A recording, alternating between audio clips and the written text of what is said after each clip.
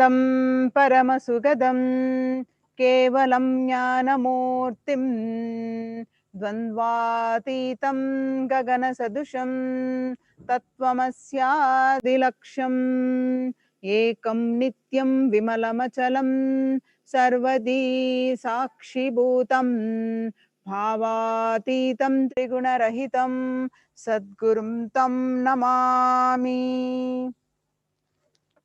Nithyanandam,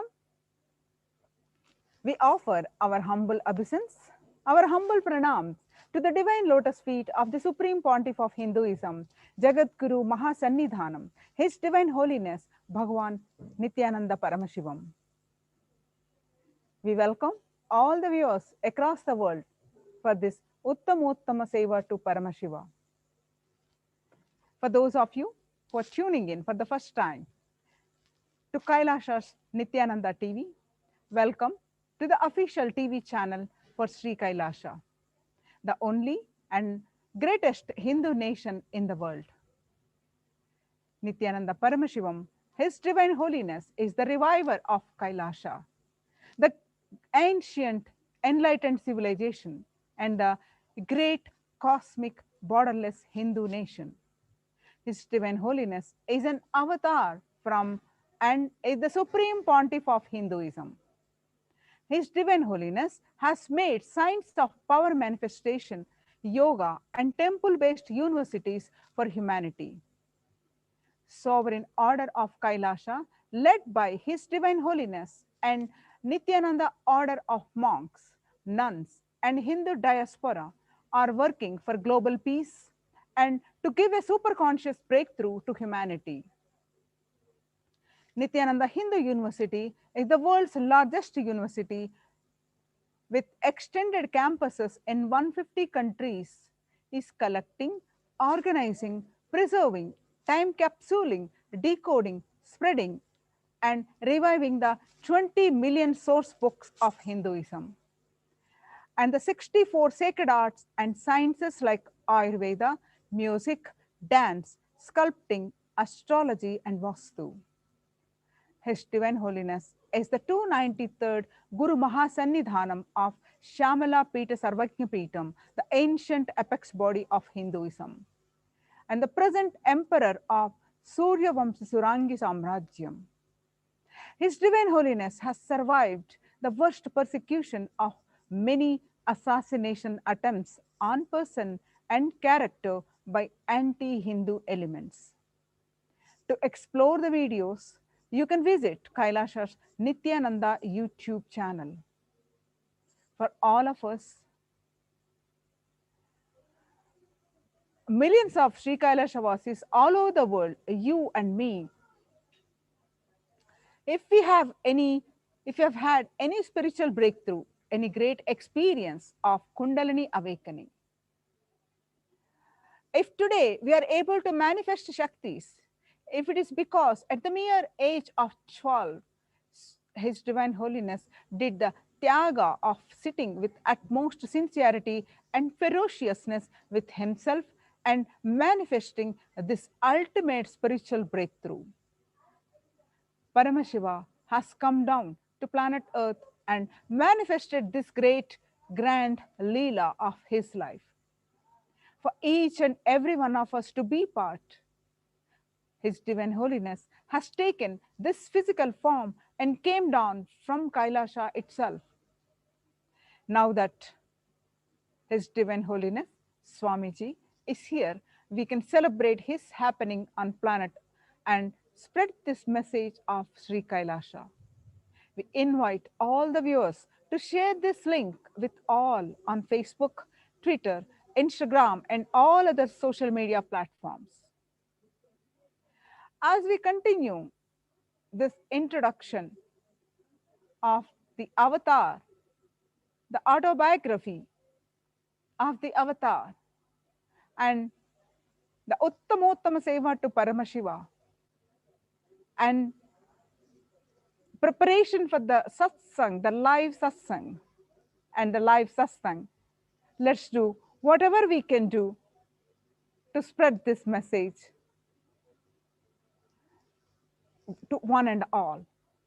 There are innumerable reasons why His Divine Holiness Nithyananda Paramashivam happened on planet Earth. He happened to cause the next evolutionary breakthrough for life. He happened to cause the Satya Yuga once again on this planet Earth.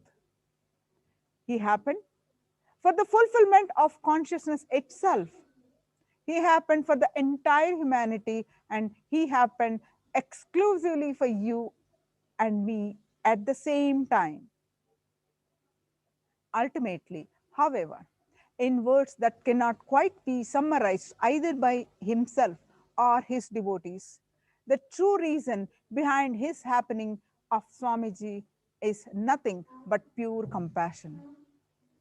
This realization will happen in you after reading and listening to the full life story of His Divine Holiness, all of His gifts for humanity, and all His sacrifices. You will journey through all the years of that His feet grace the planet Earth, and you will learn the greatest of His lessons, and your aspirations for life itself will mature. You are yourself will have the realization that brings tears to your eyes and ultimate surrender into your mind. Avatar of Paramashiva happened on planet Earth just to ensure we realize we are also Paramashiva. Today, during this Uttamottama Seva to Paramashiva, we will explore more on autobiography of the Avatar. We do not know how many births we have struggled or prayed to have a Avatar as the master. We are not even aware of our own true yearning. A master happening in our life is not a joke. We ourselves do not know how many births we have struggled and prayed intensely to have a glimpse of a living master. First, we should understand for human beings such as you and I, our life stories are written after we die. But for Avatar, the script is written, the Avatar comes down, and then it is enacted. Listening to the experiences of His Divine Holiness is literally an initiation. The seed of possibility for that experience to happen in you is bestowed and blessed on us. We must understand that the ultimate truth of His Divine Holiness' life is that from the very beginning, He is the ultimate consciousness and has been expressing Paramashiva from the beginning. Never once He came down from that space. Just for the sake of our transformation, His Divine Holiness Swamiji shares the experiences in his life so that our whole biology can catch what he is saying and what he experienced and reflect that very experience in our space. When we listen to that experience, we have the opportunity to raise ourselves that minute to the higher consciousness. Having this in our inner space, let us understand from the very beginning about the life of the Avatar. His Divine Holiness, Swamiji, tells us all so beautifully. It is Ganesha Puja with which my whole life started.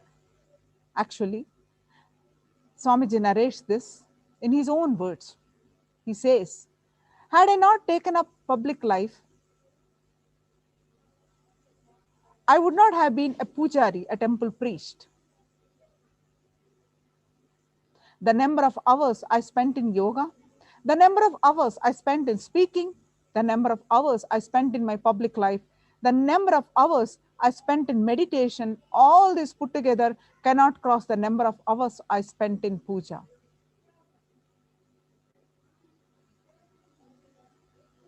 In 1981, when His Divine Holiness was 3 years of age, he manifested the first deep spiritual experience that he wanted to give to humanity. It was the experience of oneness through relaxing with the deities and understanding the realness of Hindu truths. Now, we will listen from Ma Sadashivapriya the experience that Ganesha Puja and feeding of Ganesha with His Divine Holiness experienced when he was really young.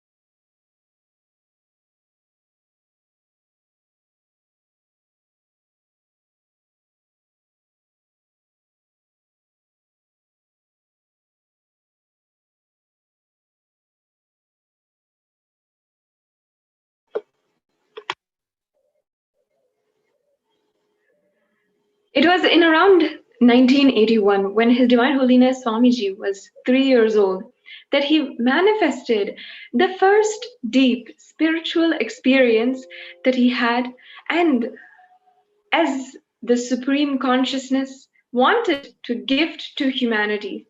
It was the experience of oneness through relating with deities and understanding the realness of the Hindu truths.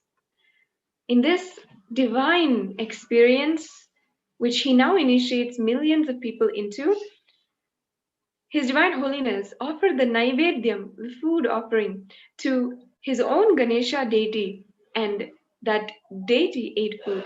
Today, during the Uttamottama Seva, we are offering the Uttamottama Seva to Ganesha.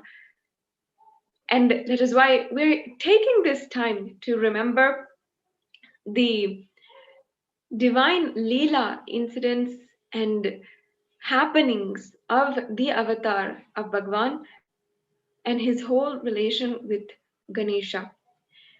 This whole happening started when His Divine Holiness Swamiji, at the age of 3, had attended a live spiritual discourse by the Tamil scholar and speaker Selva Ganapati. Through the discourse, His Divine Holiness Swamiji heard the story of Nambiyandar Nambi, a child poet saint who lived centuries ago. And he served the food to his own Ganesha deity with such authenticity in action that the deity appeared and ate the food. His Divine Holiness immediately rushed home to offer the food to his own Ganesha deity. He tried through many methods to make Ganesha eat. And at first, he would use all different kinds of methods, even if he would not eat the Naivedyam, he would go and put him inside of his well. His divine deity, which said that before we shred our ego and surrender ourselves to the ultimate truth, these are all the various reactions and relations that we might have to the divine, to the supreme. He even narrates that in this whole happening, he himself ran to the Arunachaleshwara temple, to the Madapalli, the temple kitchen there, and thinking that Ganesha wants to eat the food from the temple itself, he got that food and offered it for his own Ganesha deity. But still, Ganesha did not eat. It was at last on the third day that His Divine Holiness finally decided that he will not eat until Ganesha himself eats. He sat despite any kind of hunger for 2 long days.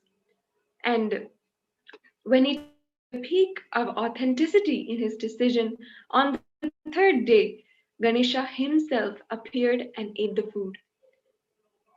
His Divine Holiness exemplifies for all of us the vitarka, the Guru Bhakti, the bhakti that we can have towards a Devata, and manifest that with super consciousness.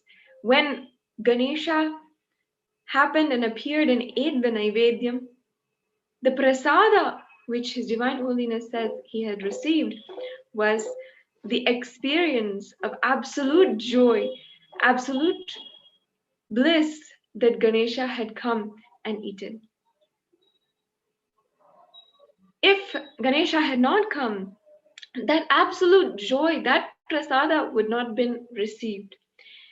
Through a single initiation, Swamiji today is gifting the same experience to millions of us devotees, Kailashians across the world, giving us the experience of oneness with the cosmos through our Ishta Devata, through our deity, through our favorite deity. And of course, we have seen the heartfelt sharings of millions of so many people all over the world who have actually had the same experience which His Divine Holiness has, giving truth to the statement that one, He gives us, and when He tells us the stories of His life, the experiences of the Leela, of His own happenings, He is initiating us into that power, into that supreme consciousness. Swamiji beautifully tells us that he did not do tapas in order for us to listen and appreciate. He did tapas so that we do not have to do tapas. And today, experiencing the realness of the Hindu truths and the profound truths of Paramashiva, millions across the world can share, give their immense heartfelt sharings about how His Divine Holiness has initiated them into a beautiful relationship where they can relate with deities, with over 3,270 deities, which Swamiji has himself energized and then consecrated in various temples across the world, whether it's in Europe, in France, in Slovakia, or in Los Angeles, in the United States, or Guadeloupe. There are so many places where, in 600 places all over the world, where the consecrated deities are offered Naivedyam, are offered daily worship, and through that science of worship, so many millions of people are attaining the supreme consciousness. Today, with the Uttamottama Seva, we have the same opportunity to offer the best of Naivedyam, of Nritta, Sangeeta, of all the various arts and offerings that are prescribed by Paramashiva himself in the Agamas, and offered that in order to experience the ultimate oneness with Paramashiva himself. Let us take the opportunity, pray to Lord Ganesha today during the Uttamottama Seva to have that exact experience that Swamiji had when he was just 3 years old.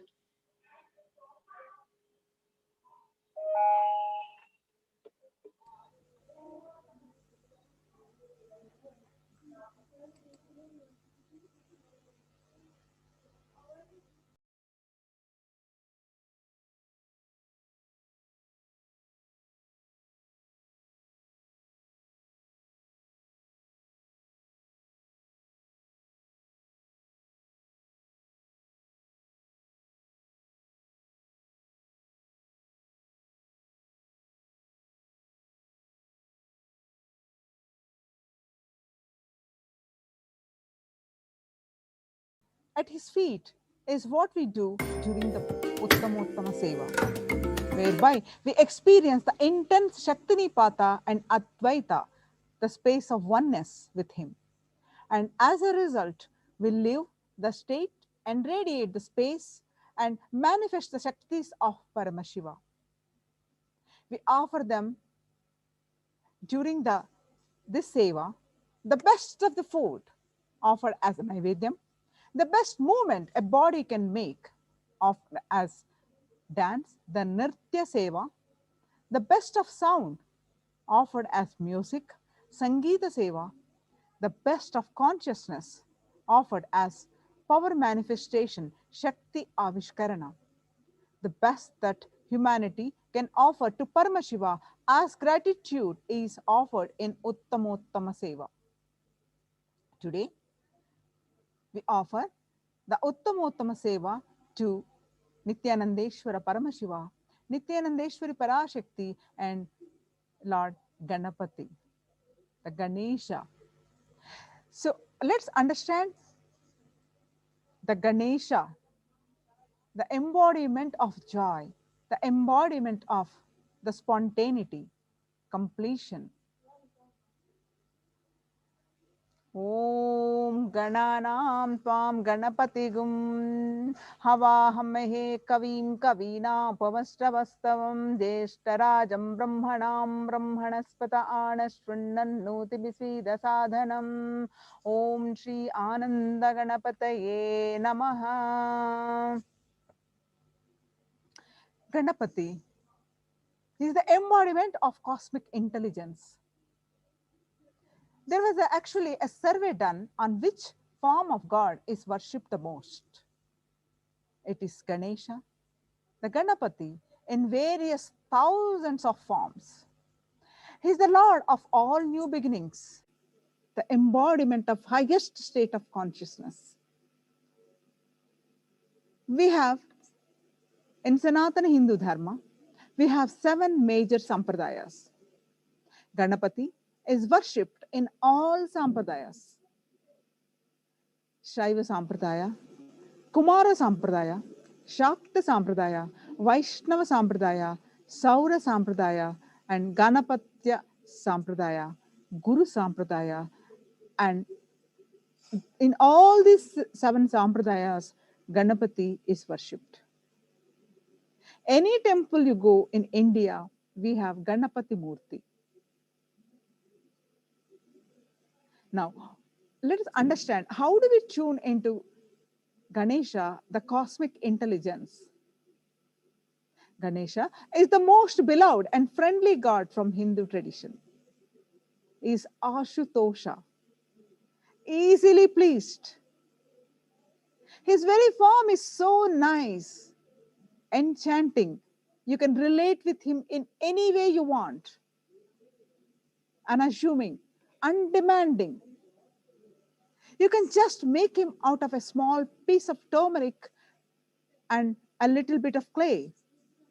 Out of anything you can make, and he is available, undemanding. The largest worshipped deity in India is Ganesha. Every street will have Ganesha temple. You don't need a big ritualistic puja from him. A village lady, after finishing the bath, comes and puts water on Ganesha deity and on the bank of the river and worships and goes. You can't worship any other god like this without much ritual. Here is Ganesha, the most beloved god. His very form is powerful representation of the cosmos. He is a very powerful expression of cosmic intelligence. He has 4 hands, the right upper hands holding Ankusha, noose, the left upper hand Pasha, right lower hand his own tusk, and left lower hand a sweet Modaka. The nose Ankusha he has is a very small instrument which can control a huge elephant. It is actually represents unclutching. Any size mind, like an elephant size mind, can be controlled by a small key called unclutching. The noose represents unclutching. The mind, which is a wild elephant, can be just controlled with small noose, small unclutch. Left hand, the Pasha, which he holds. Pasha means attachment. He does not allow thoughts to become engrams. Thoughts, if you add attach to it, becomes engrams, because attachment is under his control, he does not allow this to become engrams. One side, thoughts never become engrams because Pasha is under his control. The other side, because of Ankusha, even with thoughts, unclutch happens. So his inner space is completely under his control because of his Pasha and Ankusha. The lower right hand, which holds his own tusk. You need to know the history of this tusk. Once, Vyasa requested Ganesha to write Mahabharata, the largest poem written on planet Earth. Even now is Mahabharata, the epic poem. Still, nobody is able to cross Vyasa's achievement, his genius. Now, we have so much technology, computers. Still, Vyasa stands the compiler of the largest epic poem. And his record is unbroken. So, once Vyasa wanted somebody to pen down the Bharata, Mahabharata. He's not able to find anybody for his speed. So he asked Ganesha to script it down when he was narrating. Ganesha says, sure, I'll pen it down. But the speed I write will be too much. If you can't cope with that, my speed, I will stop and go away. Vyasa puts a condition, all right, I agree.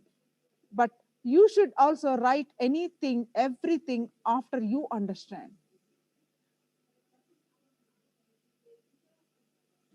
So that Swamiji says, he had read so many times the Mahabharata. Still, when he reads it, it is so alive, so new, so fresh. Even after reading Mahabharata so many times, time just passes. That was the book he read throughout his prison days. That's the only book every day spend time with that book. Still, that has so much to offer. We may think that relevance it has to modern day society. No, it still has relevance, so much relevance. These are the eternal truths, eternal values. So the agreement was ready. Vyasa was supposed to match with the speed of Ganesha, and Ganesha was supposed to understand and then pen down. It went on and on and on. Neither Vyasa nor Ganesha got up for anything. Whether Ganesha finished quickly, Vyasa put it on complicated words. So Ganesha has to understand, catch up and pen down. So it was a big game going on, and suddenly Ganesha pen broke. And now, because of this clause was not there in the agreement, what to do? When the pen broke, it is whose responsibility? Naturally, not Vyasa's, because Ganesha is penning down. But Ganesha can't miss. Vyasa expression is happening at full speed. It happened in Badri, the source of Saraswati, the place where she comes out as the source of Ganga, Yamuna, and all the Himalaya rivers.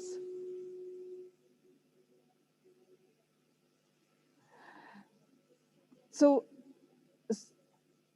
the story on the banks of Saraswati, writing going on and on. Then Ganesha immediately breaks his own tusk and start writing. This sacrifice of Ganesha shows two things. His spontaneity of decision making. His courage to sacrifice for the cause. He is not telling Vyasa to stop, I'll run and get a pen. No, spontaneous decision making and courage to sacrifice his own tusk. Courage to sacrifice for the benefit of the humanity. So his upper two hands represents his pure, blissful inner space. Lower right hand, his courage and spontaneity. So when these three are there, life is sweet. So which is represented in his lower left hand as Modaka. The elephant face represents the extraordinary awareness and sensitivity. The elephant eyesight, or its ability to smell, is extraordinary. And its big fat belly represents the whole cosmos. Whole cosmos is inside him. He is the cosmic intelligence. And his mouse represents the playfulness.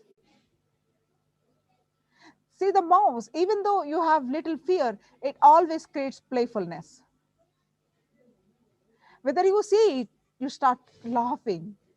The mouse can create a playful feeling inside you.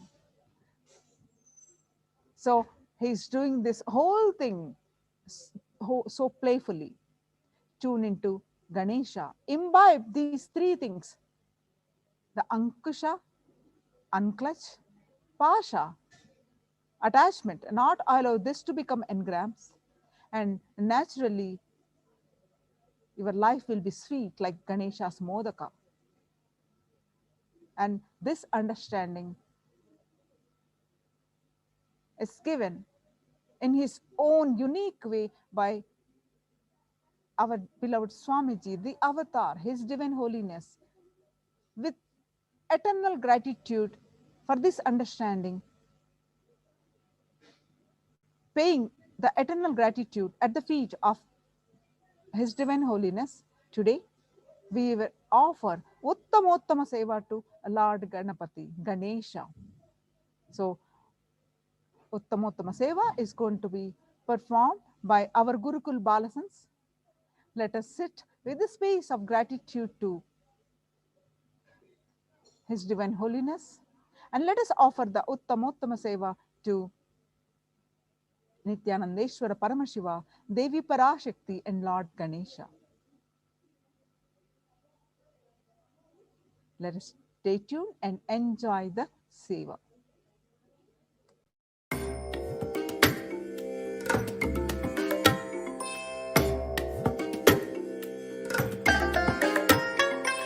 I bless you all. Let you all open all your three eyes and manifest the powers of Mahasadashiva. Om Nithyananda Paramashivoham. Om Nithyananda Paramashivoham. Om Nithyananda Paramashivoham. Om Nithyananda Paramashivoham.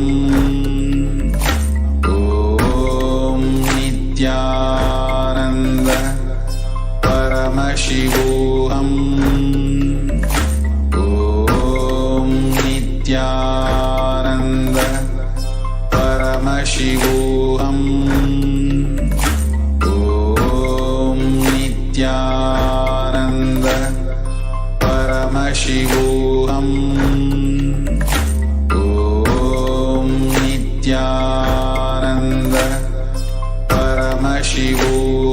Paramashivoham. Om Nithyananda Paramashivoham. Om Nithyananda Paramashivoham. Om Nithyananda Paramashivoham. Om Nithyananda Paramashivoham. Om Nithyananda Paramashivoham.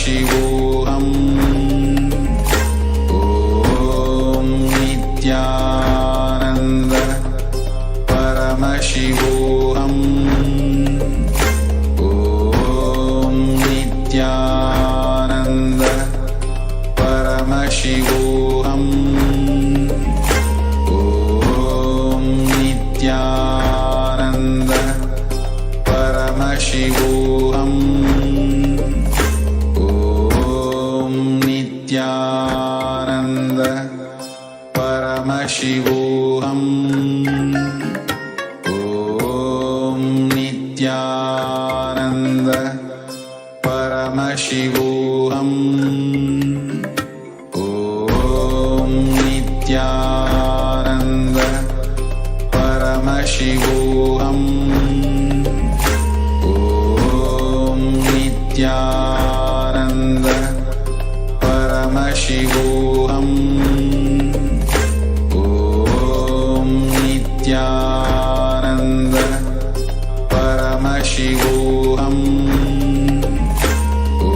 Om Nithyananda Paramashivoham.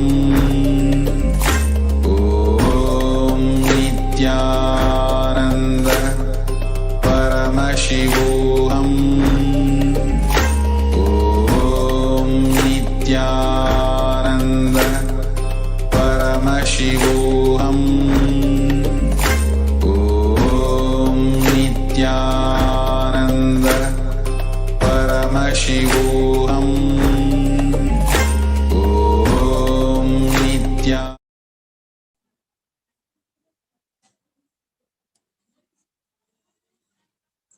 The first offering of the Uttama Seva at the feet of Devi Nithyanandeshwari Parashakti Sameta Sri Nithyanandeshwara Paramashivam is the offering of the Chaturvedam. Devadevottama Devata Sarvabhauma Akhilanda Koti Brahmanda Nayaka Sri Nithyanandeshwari Parashakti Sameta Sri Nithyanandeshwara Paramashiva Chaturveda Priya Chaturvedam Avadharaya. Hari Om. Rigveda. Hari Om. Agniveele Purohitam Yajnasya Devam Dhitrijam Hotaram Ratnadhatamam. Hari Om. Yajurveda. Hari Om. Ijeto chetva vayavasto vayavasta devopasavita Prapaya dusheshtatamaya padmane. Hari Om.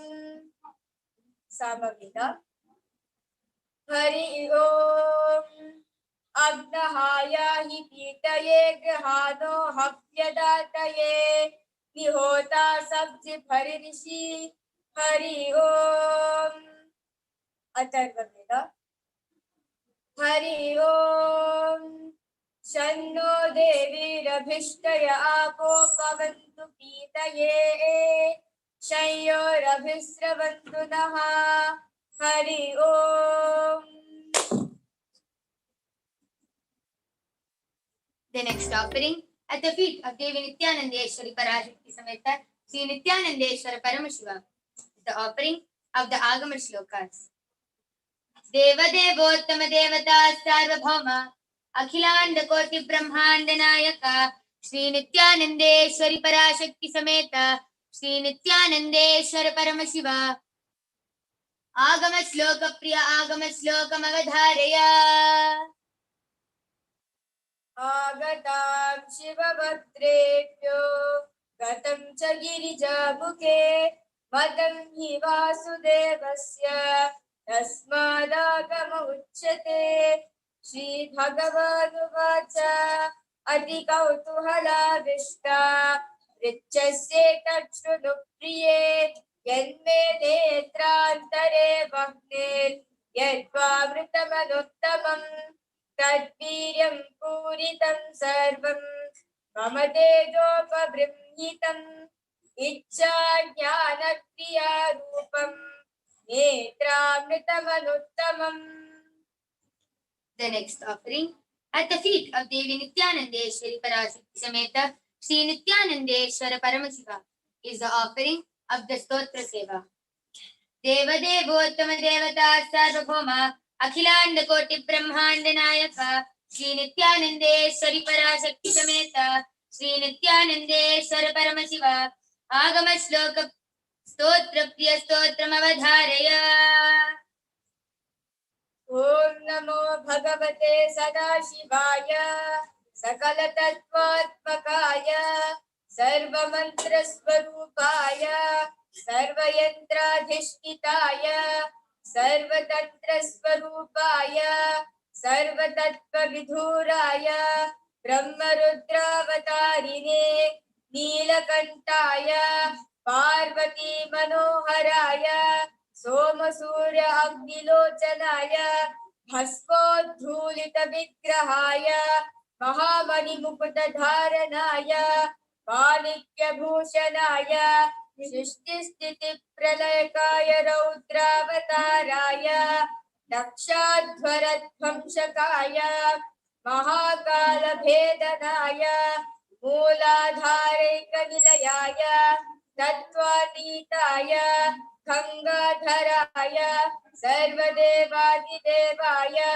सदाश्रयाय वेदान्तसाराय त्रिवर्गसाधनाय अनन्तकोटिब्रह्माण्डनायकाय अनन्तवासुकितक्षककार्कोटकशङ्खपुलिकपद्ममहापद्मेति अष्टमहानागकुलभूषणाय प्रणवस्वरूपाय चिदाकाशाय आकाशदिक्स्वरूपाय ग्रहनक्षत्रमालिने सकलाय कलङ्करहिताय सकललोकैककर्त्रे सकललोकैकभर्त्रे सकललोकैकसंहर्त्रे सकललोकैकगुरवे सकललोकैकसाक्षिणे सकलनिगमपुष्याय सकलवेदान्तपारगाय सकललोकैकशङ्कराय शशाङ्कशेखराय शाश्वतनिजावासाय निराभासाय निरामयाय निर्मलाय निर्मदाय निश्चिन्ताय निरहङ्काराय निष्कलङ्काय निर्गुणाय निष्कामाय निरुपप्लवाय निरपद्रवाय निरवद्धाय निरन्तराय निष्कारणाय निरन्तकाय निष्प्रपञ्चाय निस्सङ्गाय निद्वन्द्वाय निराधाराय निरागाय निष्क्रोधाय निर्लोपाय निष्पापाय निर्भयाय निर्विकल्पाय निर्भेदाय निष्क्रियाय निष्कुलाय निःसंशयाय निरुपमविभवाय नित्यशुद्धबुद्धपरिपूर्ण सच्चिदानन्दात्मयाय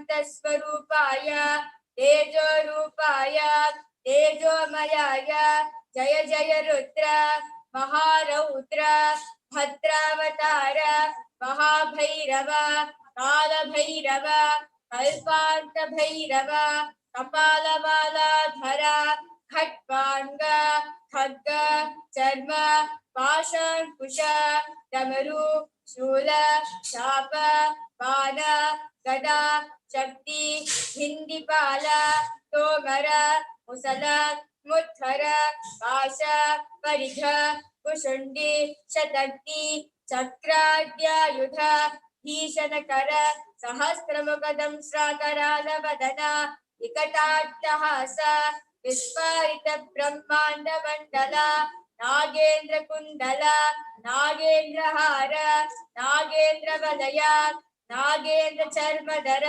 मृत्युंजय त्र्यंबक विश्वरूप विरूपाक्ष विश्वेश्वर ऋषभवाहन विश्वभूषण विश्वतोमुख सर्वतो रक्ष रक्ष मां ज्वल ज्वल महामृत्युम् अपमृत्यु भयं नाशय नाशय चोर भयम् उत्साधय उत्साधय विषसर्प भयं शमय शमय चोरान् मारय मारय मम शत्रून् उच्चाटय उच्चाटय त्रिशूलेन विदारय विदारय कुठारेण भिन्डि भिन्डि खड्गेन छिन्दि छिन्दि खट्वाङ्गेन विपोतय विपोतय मुसलेन निष्पेषय निष्पेषय बाणैः सन्ताडय सन्ताडय रक्षांसि भीषय भीषय भूतानि विद्रावय विद्रावय कूष्माण्ड मारीच वेताल ब्रह्मराक्षसगणान् सन्तातय सन्तातय माम् अभयं कुरु कुरु पितृस्त्वं माम् आश्वासय आश्वासय नरकभया माम् उद्धर उद्धर सञ्जीवय सञ्जीवय शत्रुभ्यां माम् आप्याय आप्याय दुःखातुरं माम् आनन्दय आनन्दय शिवकवचे नमः आच्छादय आच्छादय मृत्युञ्जय त्र्यम्बक सदाशिव परमशिव नमस्ते नमस्ते.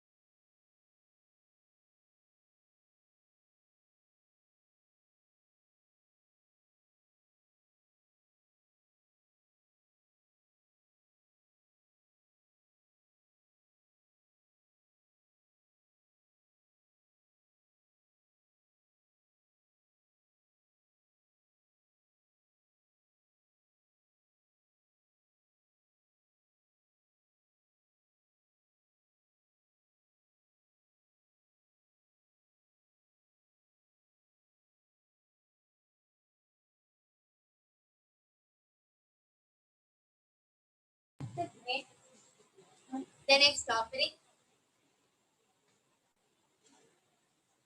The next offering at the feet of Devi Nithyanandeshwari Parashakti Sameta Sri Nithyanandeshwara Paramashivam is the offering of the Dravida Vedam. Devadevottama Devata Sarvabhauma Akhilanda Koti Brahmanda Nayaka Sri Nithyanandeshwari Parashakti Sameta Sri Nithyanandeshwara Paramashiva Dravida Vedam Priya Dravida Vedam Avadharaya.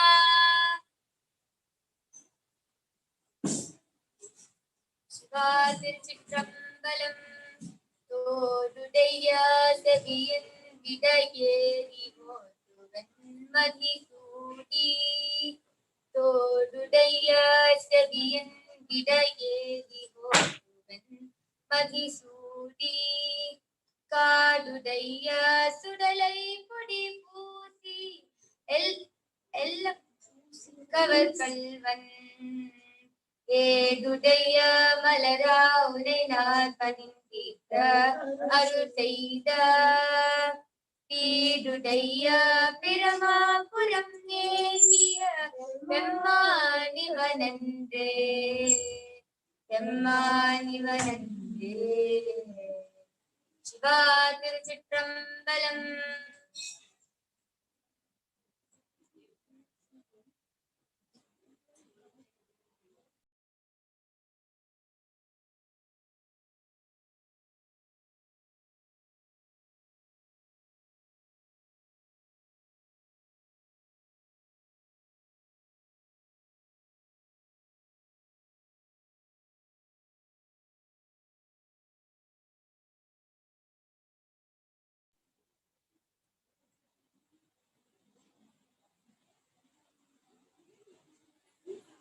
Need 51.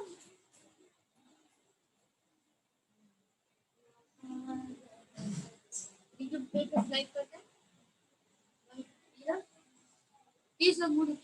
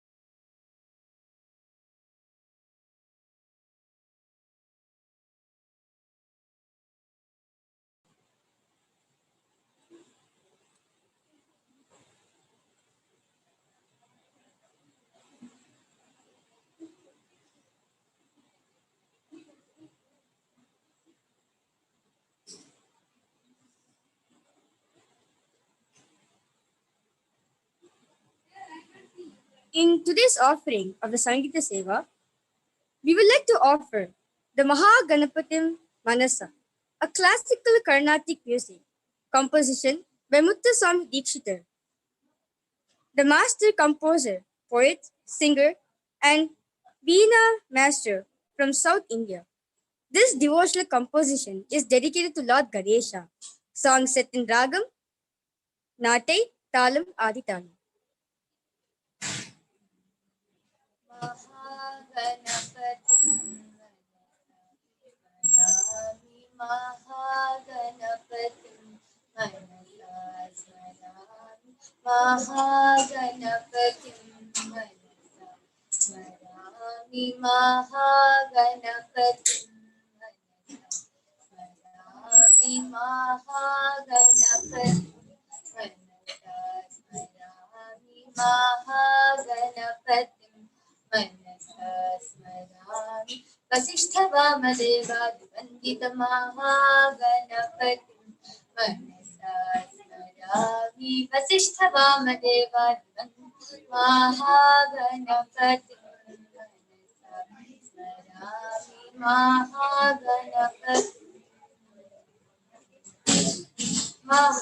महादेवसुतं गुरुगुहनुतं मारकोटि प्रकाशं शान्तं महादेवसुतं गुरुगुहनुतं मारकोटि प्रकाशं शान्तं महाकाव्यनाटकादिप्रियं मूषिकवाहनमोदकाप्रियम् महाकाव्यनाटकादिप्रियं मूषिकवाहनमोदकाप्रियम् महादेवसुतं गुरुगुहनुतं मारकोटि प्रकाशं शान्तं महाकाव्यनाटकादिप्रियं मूषिकवाहनमोदकाप्रियम् महागणपतिं मनसा स्मरामि महागणपतिं मनसा स्मरामि महागणपतिं मनसा स्मरामि महागणपतिं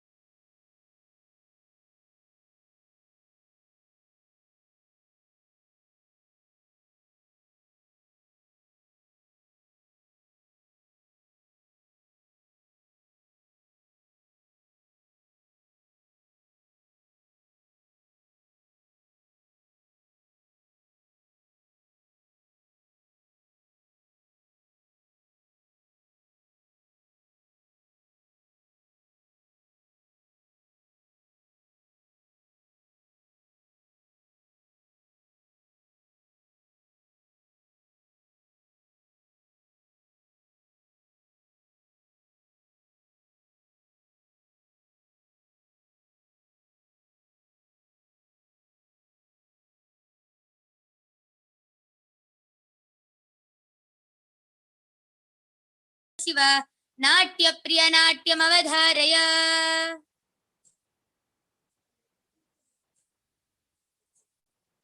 In today's Natya, we will be offering the story of how Ganesha was born and how he got his elephant head.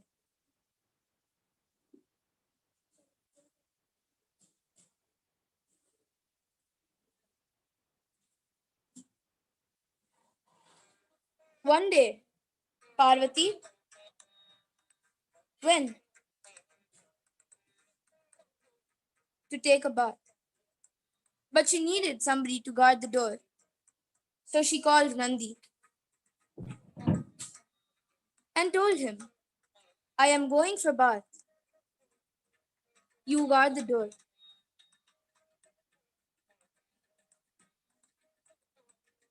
Nandi says, yes, he will guard, and goes to the main door. Soon, Shiva slowly starts coming. Nandi gets shocked and thinks, how can he not allow Paramashiva into his house? And he allows him inside.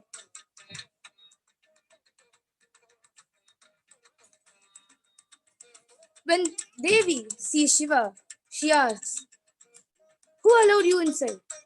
How did you come in?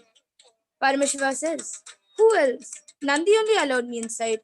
This is my house. The conversation continues, and then both Devi and Shiva go back to their places. Again the next day, Shiva was not there, and Parvati needed to take a bath. But as to what happened the previous day, she thought, there is no Ganas who are dedicated to me, so I should create one who is dedicated to me. And she starts carving a small boy. After carving it, she puts her own life energy into it and gives it life. The young boy takes form and bows down to his mother Parvati. Parvati then tells him, I am going to go for my bath. You need to guard the main door.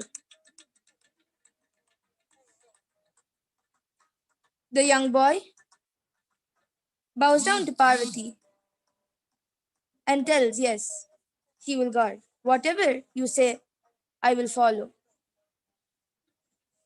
Parvati then materializes a stick, a danda, and gives it to the boy for him to guard.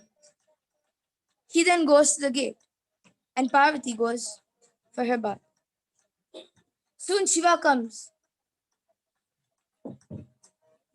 The young boy at the door stops him and says, you cannot enter.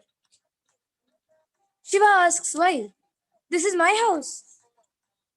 The young boy says, my mother has told me that no one can enter. So you cannot enter now. So Paramashiva, shocked with the answer, goes and sends many Ganas and Devas to tackle the young boy to allow him inside. But all of them get defeated. Soon Lord Vishnu from front fights with the young boy, and Shiva, in his fierce form, goes from back and kills him.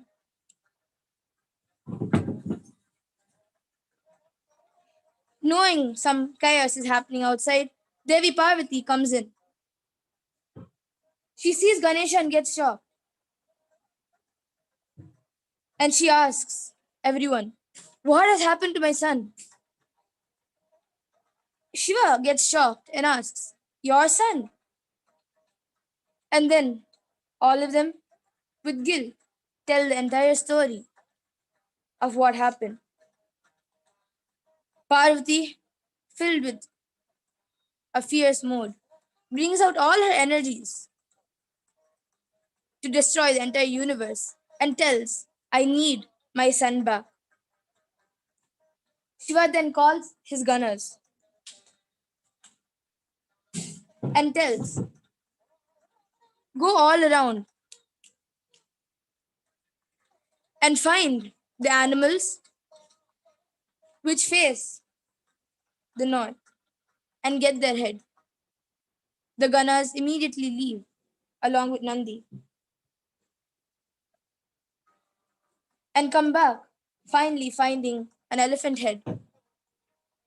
Paramashiva takes the head, puts it on the body without a head, and puts his own life energy into it and gives life back to the young boy. The young boy slowly gets up. He feels his face, looks around, and gets up, turns to his parents, and bows down to them. And then, now known to the world as the god with the elephant head, as Ganesha, Gajanana, Vinayaka, Vignaharta, and in many more names, the one who removes obstacles.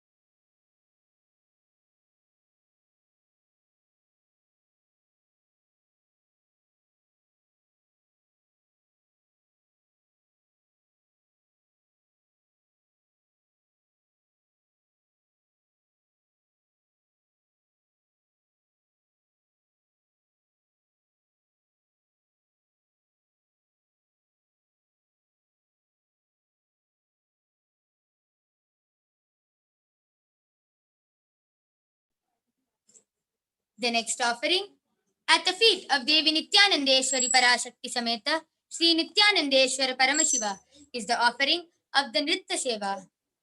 Devadevottama Devata Sarvabhauma Akhilanda Koti Brahmanda Nayaka Sri Nithyanandeshwari Parashakti Sameta Sri Nithyanandeshwara Paramashiva Nritya Priya Nrittam Avadharaya.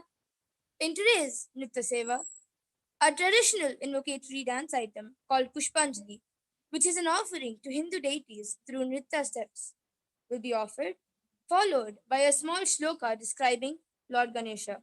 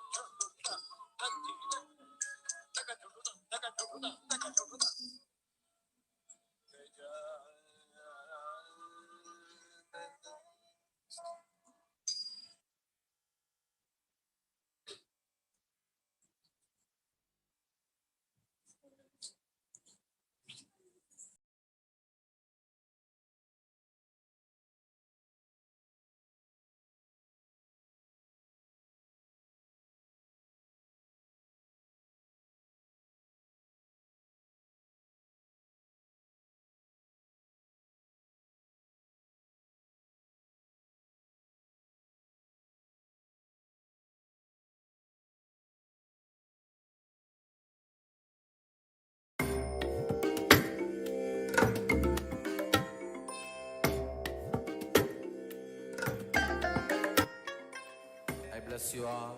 Let you all open all your three eyes and manifest the powers of Mahasadashiva. Om Nithyananda Paramashivoham. Om Nithyananda Paramashivoham. Om Nithyananda Paramashivoham. Om Nithyananda Paramashivoham. Om Nithyananda. The next offering at the feet of Devi Nithyanandeswari Parashakti Sameta Sri Nithyanandeswara Paramashiva is the offering of the Nitya Seva. Devadevottama Devata Sarvabhauma Akhilanda Koti Brahmanda Nayaka Sri Nithyanandeswari Parashakti Sameta Sri Nithyanandeswara Paramashiva Nritya Priya Nrityam Avadharaya.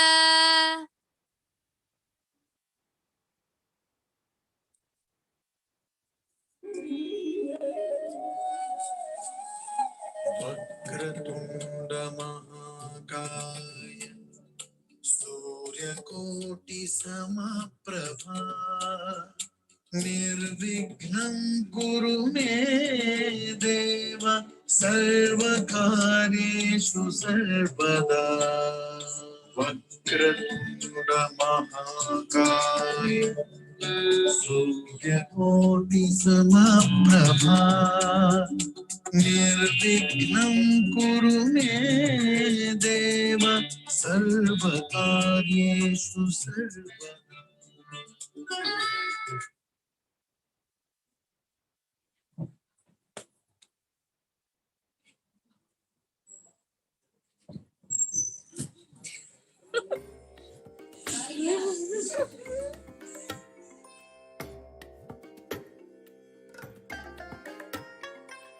I bless you all. Let you all open all your three eyes and manifest the powers of Mahasadashiva. Om Nithyananda Paramashivoham.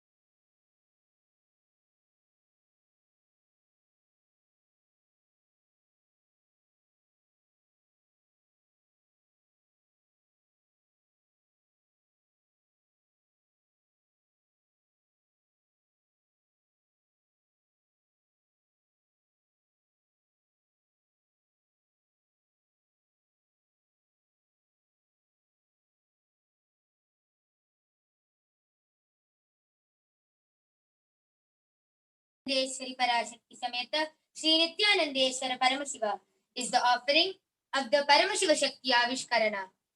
Devadevottama Devata Sarvabhauma Akhilanda Koti Brahmanda Nayaka Sri Nithyanandeshwari Parashakti Sameta Sri Nithyanandeshwara Paramashiva Paramashiva Shakti Avishkarana Priya Paramashiva Shakti Avishkaranam Avadharaya. Nithyanandam Paramasukadam Kevalam Jnanamodyam Vandvadijam Gagana Sadusham Tattvamasya Vilaksham Ekam Nityam Vimalapachalam Sarvadi Sakshi Bhutam Bhavavitam Triguna-rahitam Sadgurum Tam Namami. Nithyanandam. I welcome all of you with love and respect to this segment of the Uttama Seva, the Paramashiva Shakti Avishkarana. I am Nithya and I'm the host for today's Power Manifestation session. Along with me, I have an extraordinary power manifester, Masoni. So, Masoni, would you like to introduce yourself? My name is Masoni. I'm 15 years old and I'm in the group for past 1 year. So, let us begin with a small introduction about the source of everything, the source of divinity, the source of everything in Hinduism. Paramashiva. Paramashiva is the primordial divinity in Hinduism, the ultimate reality and cause, which is self-effulgent, Swayam Prakasha, all-pervading, unchanging beyond time, space, and form and causality. He performs the Panchakritya, or the 5 cosmic acts of Srishti, the creation, Sthiti, maintenance or sustenance, Samhara, regeneration or dissolution, Trovava, pulling out of delusion, and Anugraha, liberating grace of all living entities. Today, an incarnation of Paramashiva walks amongst us in the form of the Supreme Pontiff of Hinduism, Jagat Guru Mahasannidhanam. His Divine Holiness, Bhagavan Nithyananda Paramashivam, is reviving the ancient science of power manifestation from the Vedagamas. So, a little introduction about what exactly is Vedagamas. Vedagamas are directly revealed by Paramashiva. They are the ultimate, eternal, unchangeable truths. A reference cited from each Shastra or source scriptures is called the Shastra Pramana, in which we'll be looking into shortly. The knowledge and science of manifesting the Vedagama truths are transmitted through Diksha or initiation. So, you'll be wondering what is Diksha. So, Diksha is a direct transfer of spiritual energy by an avatar. With his extreme love and compassion, the Supreme Pontiff of Hinduism, Jagadguru Mahasannidhanam, His Good Holiness Bhagavan Nithyananda Paramashivam, has initiated us into 463 plus extraordinary powers, out of which today you will be witnessing one of the most, easiest and fastest power manifestation, which is the power of consciousness over matter. Before we begin, I would like to give you about a little of all exactly the consciousness over matter power is. Why it is done of the most mind-blowing powers. Why it is part of one of the mind-blowing powers. Have you ever looked at the characters in movies moving objects effortlessly like trucks and boxes with just a look or flick of their wrist? So if you have seen, you can comment below. Have you ever fascinated of having a power like that, or dreamed of it, or gone to a level of seeking for it? If yes, then you can comment below. And you have come to the right place, actually the right segment and the right part. You have come to the right place where you can experience these powers, where you yourself can manifest and experience. And today we'll be manifesting the power of consciousness over matter, Where a Balasthan will be rolling the coconut. You can see over here, I have a coconut in my hand. She'll be rolling this coconut of the volunteer's hand using the power of her third hand. All it requires is a simple feeling connection with Paramashiva and the power beautifully manifests, which is the Shakti Pada, the entanglement between you and the divine. Soon, you'll witness how simply the power manifests. It doesn't take long hours or years of tapas, just a simple initiation from the avatar, either by touch, word, or look.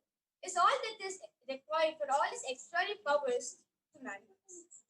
Manifesting this power creates the impossibility in you.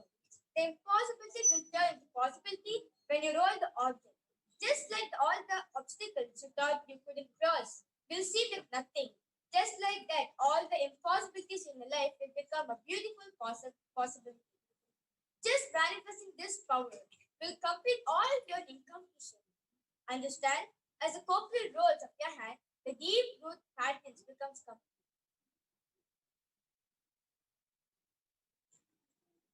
Now, with this, I would like to welcome our volunteer for today's segment of the Uttamottama Seva, the Paramashiva Shakti. So, Nithyananda, would you like to introduce yourself?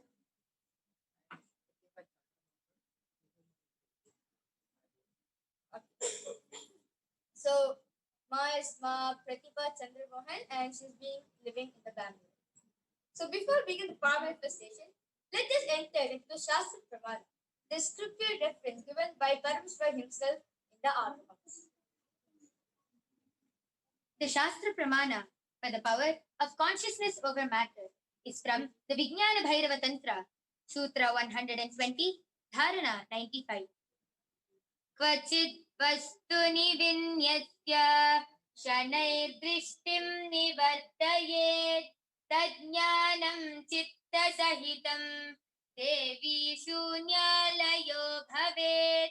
Kvachit vastuni vinyasya shanai drishtim nivartayet tadjnanam chitta sahitam devi shunyalayo bhavet. Kvachit vastuni vinyasya shanai drishtim nivartayet tadjnanam chitta sahitam devi shunyalayo bhavet. The translation for this pramana is: having fixed one's eyes on a particular object, vastu, one should slowly withdraw the sight from that object, as well as slowly eliminate the knowledge of that object along with the thought and impression of it. Then, O Devi, one abides in Shunya, Sa Anya, the state where there is nothing other than this exists, in the state of all inclusiveness or infinity. With these beautiful words of Paramashiva, now we'll start the power manifestation. So, I have over here a coconut, a normal coconut which does not have anything. It's just a heart. Yeah, it's just a coconut.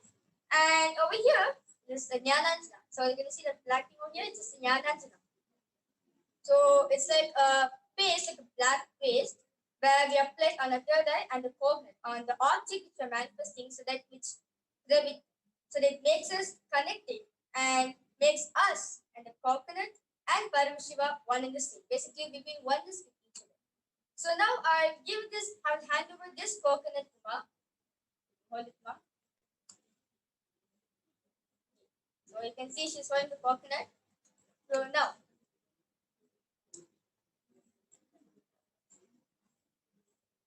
So now Ma Soni is going to begin the power manifestation by chanting the Mahavakya, O Nithyananda Paramashivoham, which is the passcode which takes us to higher frequencies and continuously reminds us that we are Paramashiva. Let us all join our hands together, sit with your head, neck and spine in a straight line and chant the Mahavakya 3 times along with us. Om Nithyananda Paramashivoham. Om Nithyananda Paramashivoham. Om Nithyananda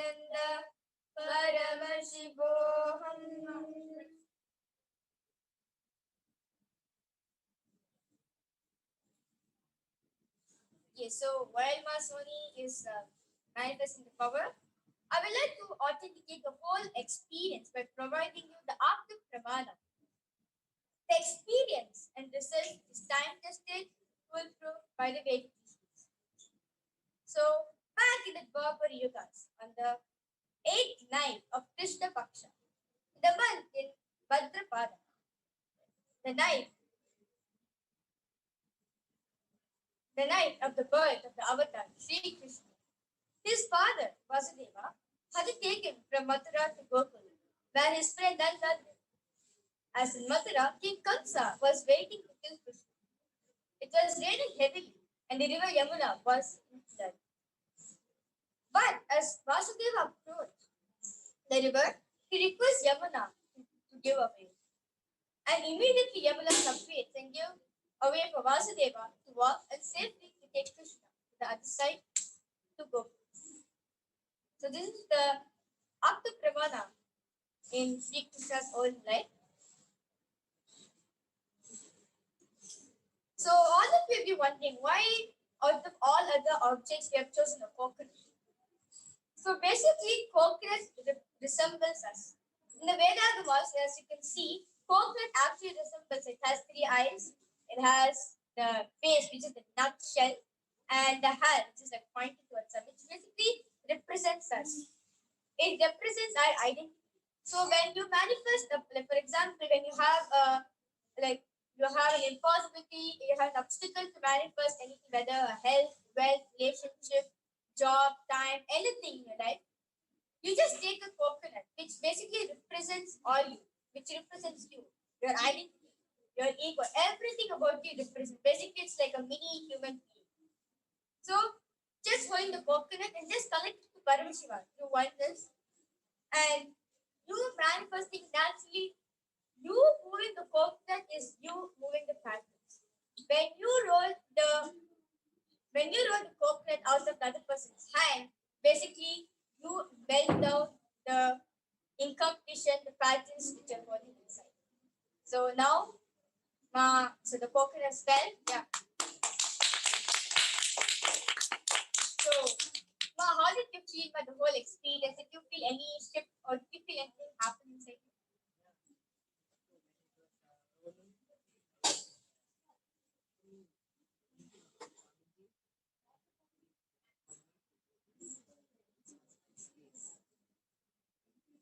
So basically, Ma had the space, and yeah, she could clearly see the coconut moving from her hand, and all that she knows that it's just Swamiji's space that she just want to manifest.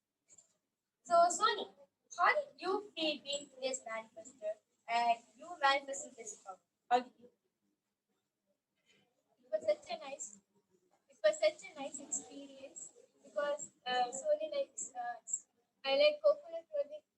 I like consciousness of matter so much, and this is the what I feel is that this is the best. Okay, so how many years have you been living the Gurukul? 1 year, 3 months. Have you seen Swamiji physically? So it is just an initiation. As I said, initiation can happen either by word or look or a touch. So she got initiation of the Nayana teacher just by a look of Swamiji. She got initiated into this power. So I will offer my humble gratitude at the divine lotus feet of the supreme pontiff of Hinduism, Jagat Guru Mahasanidhanam. He is when holiness, Bhagavan Nithyananda Paramashivam, and Dev Nithyananda Paramashivam Sameta, and Sri Nithyananda Paramashivam. And I would like to invite all of you to join us for tomorrow's segment of the Uttomottama Seva to witness various different offerings which will be happening. Thank you, Nithyananda.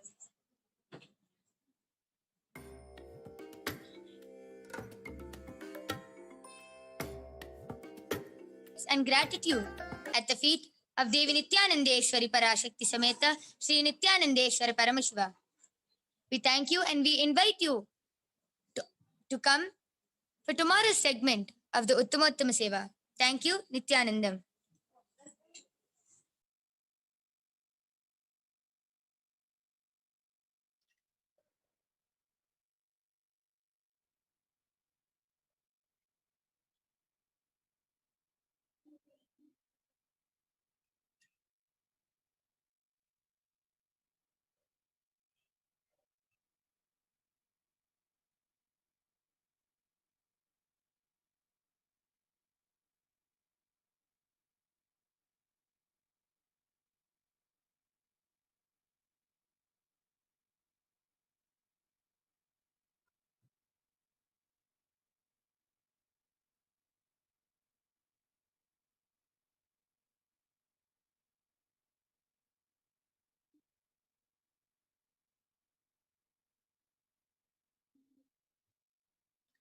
नित्यानन्दं परमसुखदं केवलं ज्ञानमूर्तिं द्वन्द्वातीतं गगनसदृशं तत्त्वमस्यादिलक्ष्यम् एकं नित्यं विमलमचलं सर्वदी साक्षिभूतं भावातीतं त्रिगुणरहितं सद्गुरुं तं Namami.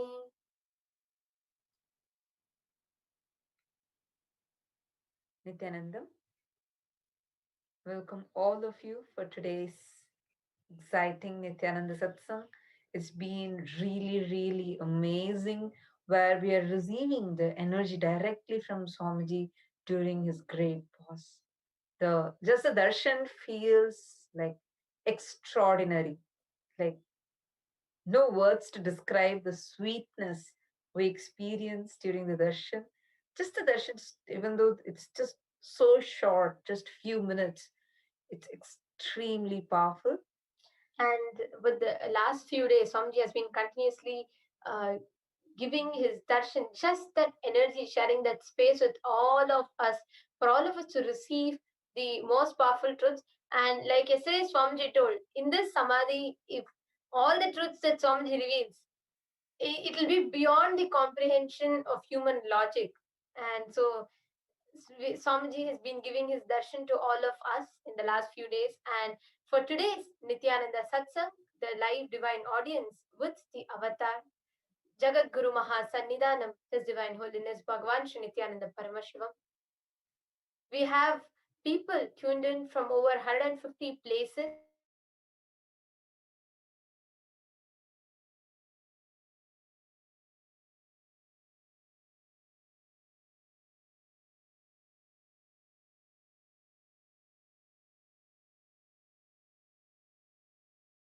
Nithyananda Satsang, and hundreds of Kailashins and E-Kailashins have joined us for this Nithyananda Satsang. So we welcome all of you and all the devotees and viewers, all the e-citizens of Kailasa who have joined us from 500 plus Facebook pages, Twitter, Instagram, and Kailasa's NTV, Kailasa HNTV, and Kailasa TV for this direct divine audience with the Supreme Pontiff of Hinduism, Jagat Guru Mahasannidhanam, His Divine Holiness, Bhagavan Shri Nithyananda Paramashivam. Before we enter into today's segment, let's take a few minutes and watch a video on who is His Divine Holiness, Bhagavan Shri Nithyananda Paramashivam. I am as old as sun, as new as sunrise.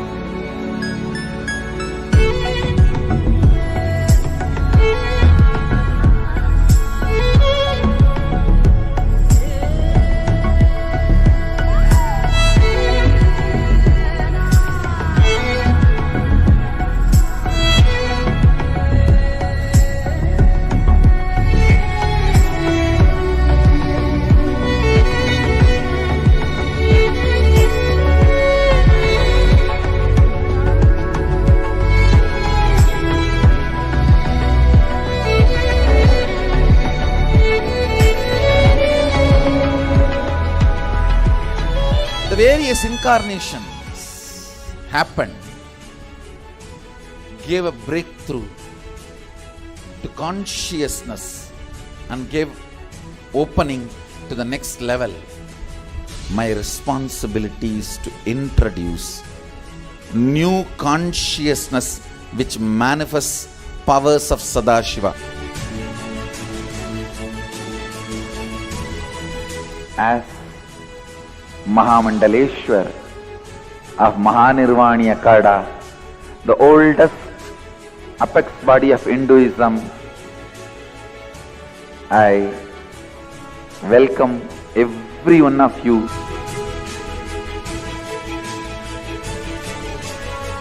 I have experienced Sadashiva in his completion, and he has empowered me to transmit that experience to all of you. It's my commitment to all of you. I'll make you experience and manifest Sadashivatva, powers and state and space of Sadashiva. When you manifest powers, naturally the state of Sadashiva and space of Sadashiva starts manifesting in you. More power manifestation, more integrity, more unclutching, more nirvikalpa samadhi, more joy, more restful awareness, more responsibilism, more enrich, more bliss.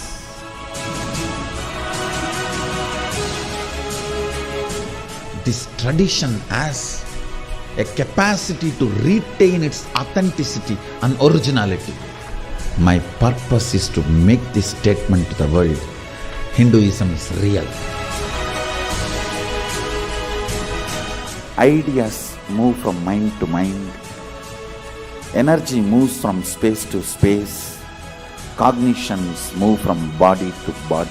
That is why even Sadashiva needs a body. He assumed the body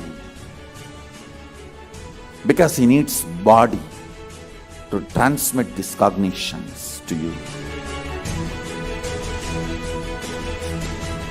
Whatever I am doing is reviving the original science as expressed in Sanatana Hindu Dharma, Vedas and Agamas of the Hindu tradition.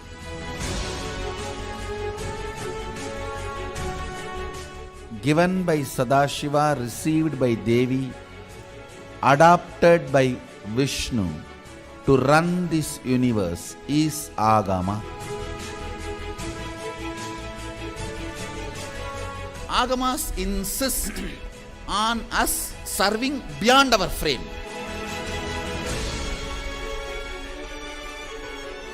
Whatever experience, anubhuti I had by my Guru's grace, Atma Pramana, I do acid wash with Shastra Pramana, Apta Pramana, the ancient masters' experiences.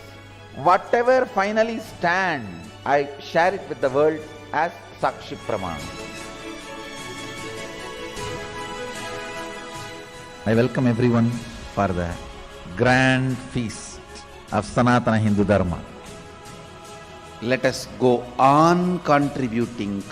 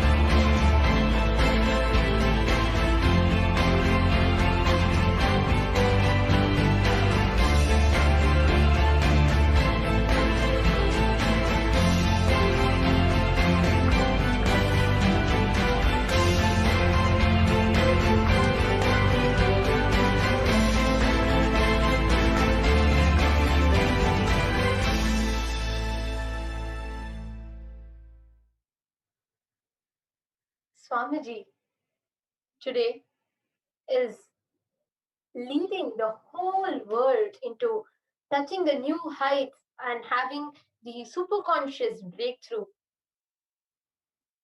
Swamiji has founded the world's only Hindu nation, Sri Kailasa, and made Hinduism accessible in its most authentic form to the whole of humanity, bringing social, spiritual, political, cultural legitimacies to Hinduism.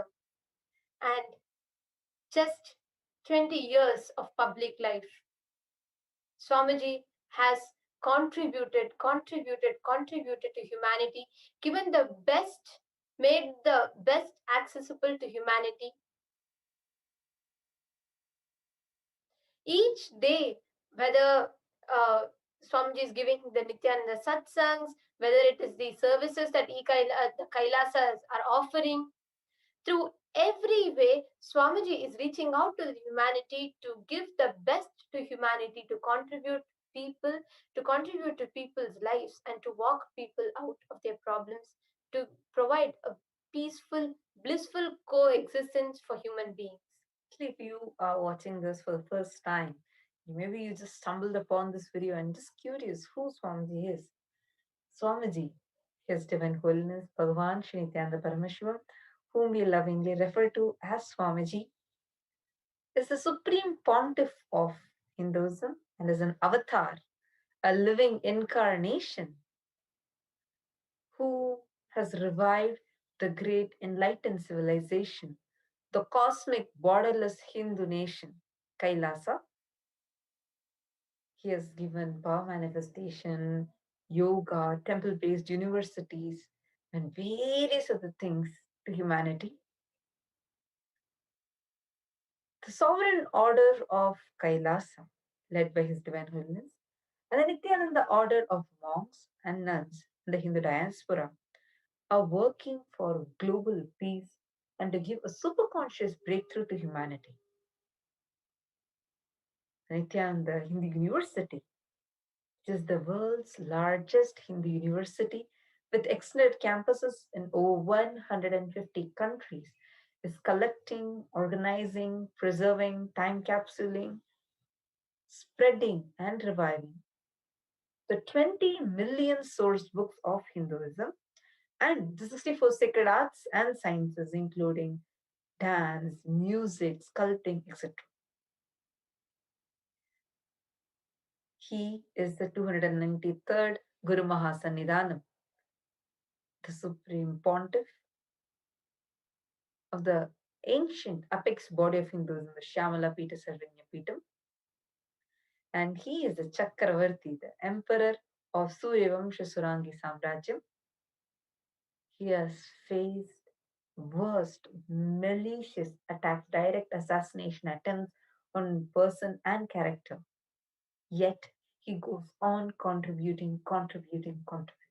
Let's watch a small video on just showing his hard work that he has done with utmost integrity.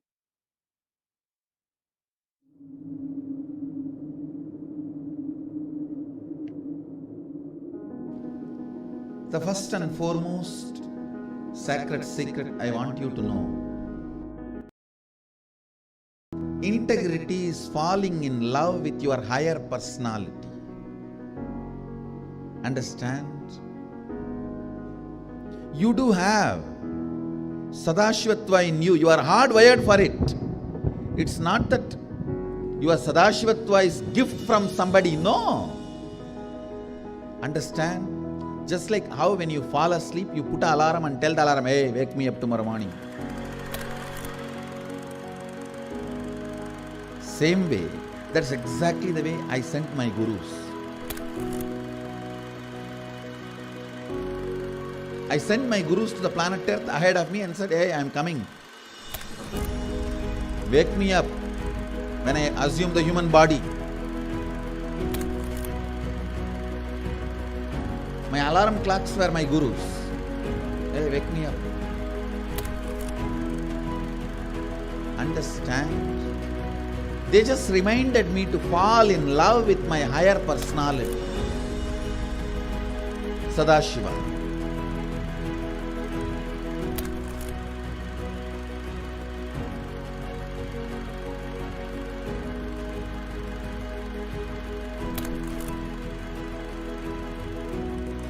I started my public life in a very young age. Immediately after 12, after I realized my enlightenment, I took my first Padayatra as per my Guru's instruction. That Padayatra is my first enriching Padayatra.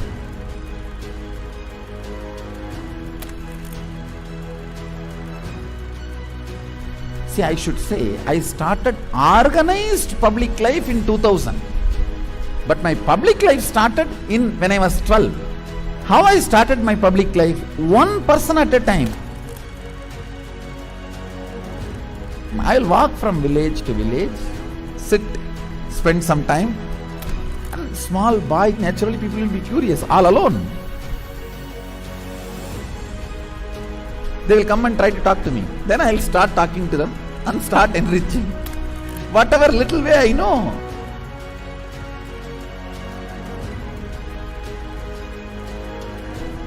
It was a raw, crude, ground level way. One person at a time. So I decided I am going to start my own way. One person at a time.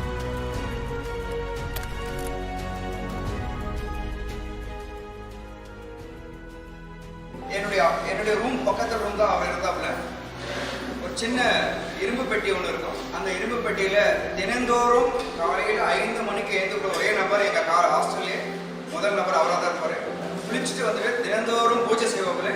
பூஜை செய்து விட்டுட்டு யாரெல்லாம் அவர்கிட்ட போயிட்டு ஆசீர்வாதம் கேட்கிறாரோ அவர் திண்ணூர் வச்சு இன்றைய நாள் நன்றாக இருக்கும் அப்படின்னு சொல்லி எல்லாருக்கும் ஆசீர்வாதம் பண்ணுவாப்புல. ஏன் அவர் சிரிச்சுட்டே தான் இருக்கிறாரு. ஆனால் அந்த சிரிப்பினுடைய அர்த்தம் எனக்கு இப்போதான் கரெக்டாக புரியுது. ஏன்னா அது ஒரு தெய்வீக சிரிப்புன்னு சொல்லுவாங்க. அந்த தெய்வீக சிரிப்பை என்னால் இப்பவும் நல்லா உணர முடியும்.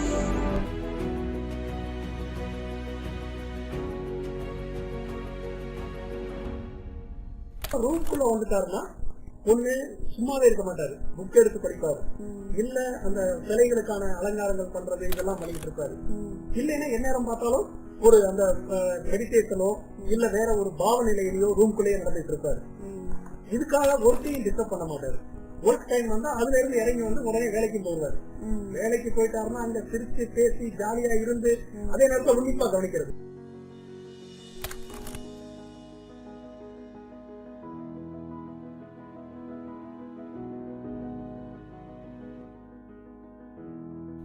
Parivrajaka Yatra happens only when you move out of joy. I tell you, I was moving like a banyan leaf in the breeze. When a leaf falls from the tree, in the breeze how it moves. That's the way I moved in my life. That is why my Parivrajaka, even to remember, is a joy for me.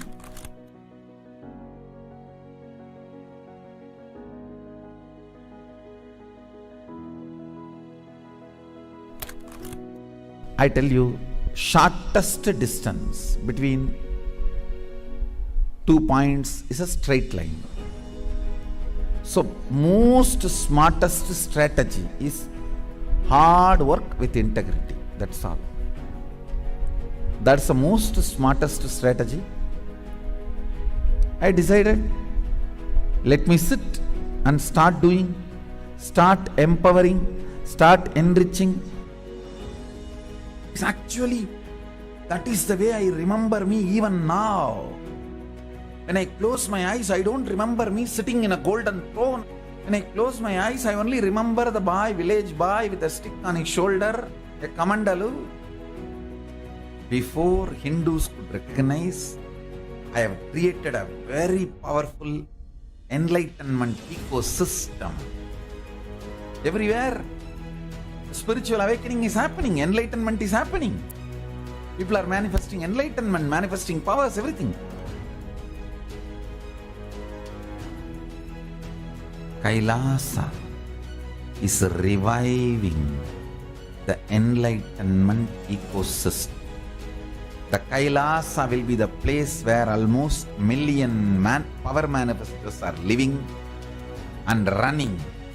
At least 10 million temples and monasteries, which are spiritual embassies of Paramashiva, and reviving this enlightenment, power manifesting civilization.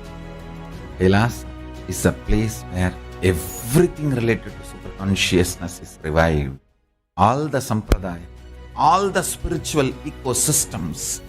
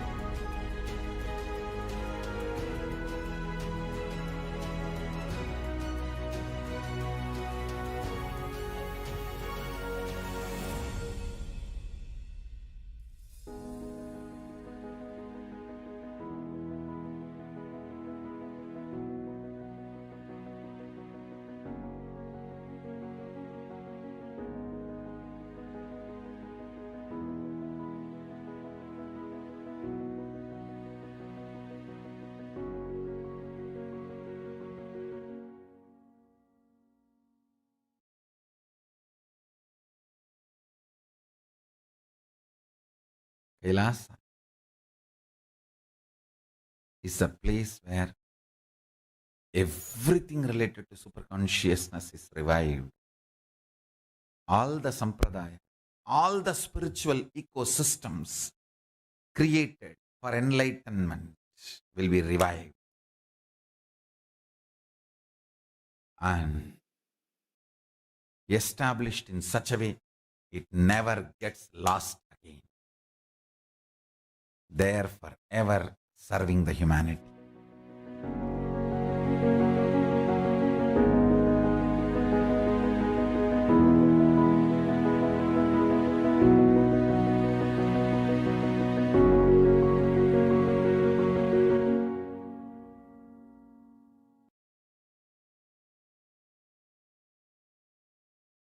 Actually a beautiful video that we have been playing. I think like there are 3 parts to it. We have watched the first and second part, the last 2 segments for the past 2 days. It's actually a beautiful excerpt from Satsang that Swamiji is giving, addressing all the Adinavasis. And he shares about how it is to live with a living avatar versus just trying to live enlightenment on your own, to living the life with living guru. So how is it? And Swamiji is also sharing about how all he trains the Adinavasis. And today we have a very exciting part, the third part, where Swamiji talks about the Tyaga. I'm actually really excited for this video. And this video is actually in Tamil. We all will be watching it, and we will be translating, at least like trying to give an essence towards the end of it.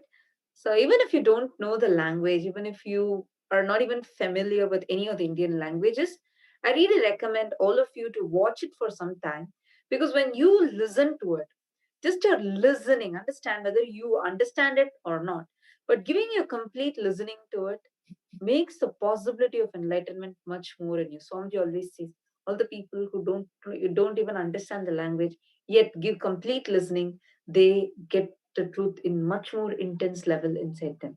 Because there is no conflict running inside you, there is no logic which is battling inside you, but you're just open, like a sponge, just ready to absorb it. So let's watch the video now. It's about where Swamiji talks about how ashramites are real tyagis. This is the title of the video.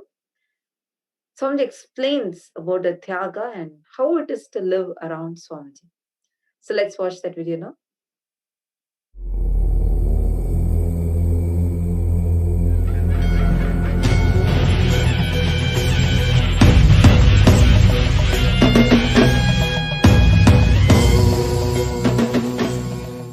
அவதார புருஷனாகிய நான் விளையாடுற விளையாட்டு வேற. வேற சக்தி, வேற உடல் நலம், வேற மனநலம், இந்த பொங்கி பெருகின்ற பிரவாக சக்தி விளையாடுறது. ஆனால் நான் விளையாடுற சக்தி வேற, அந்த சக்தியால் விளையாடுறேன், அது வேற. ஆனால் என்னுடைய சாயலாலேயே இவர்கள் விளையாடுற விளையாட்டு, என்னுடைய ஒளியின் சாயல் மேலப்படுறதாலேயே, என்னுடைய பிரதிபலிப்பு மேலப்படுறதாலேயே நான் செய்கின்ற அத்துணை வேலையையும் இவர்கள் செய்கிறார்கள். என்னுடைய ஓட்டத்திற்கு ஈடாக எழுந்து நிற்கின்றார்கள். ஒரு பலசாலி 100 தோப்புக்கரணம் போடுறது பெரிய விஷயம் இல்லை. ஆனால் வளர்ந்து வர்ற குழந்தை 2 தரம் உட்கார்ந்து நிற்கிறதே பெரிய விஷயம் இல்லையா? அதனால் அவர்கள் வாழுகின்ற உணர்வு நிலைக்கு அவர்கள் செய்வது மிக பெரும் சாதனை. அதனால தான் சொல்கிறேன், என்னை விடவும் உயர்ந்தவர்கள். அதாவது அந்த இன்புட் அவுட்புட் அந்த ரேஷியோ படி பார்த்தீங்கன்னா அவர்கள் என்னை விடவும் உயர்ந்தவர்களே. புருஷனாகிய ஒரு பரமஹம்சன் இறங்கி அவனுடைய லீலையை நடத்தணும்னா அருமையான ஒரு மேடை வேணும். அந்த மேடையாக அமைந்து நான் பெருமைப்படுகின்ற மேடையாக அமைந்தவர்கள் எனது ஆசிரமவாசிகள். யாருக்கிட்டையுமே இல்லாத, யாராலுமே கிளைம் பண்ணிக்க முடியாத, நமக்கே உரிய மிகப்பெரிய பெருமை ஆழமான ஸ்ரத்தையுடைய சீடர்கள்.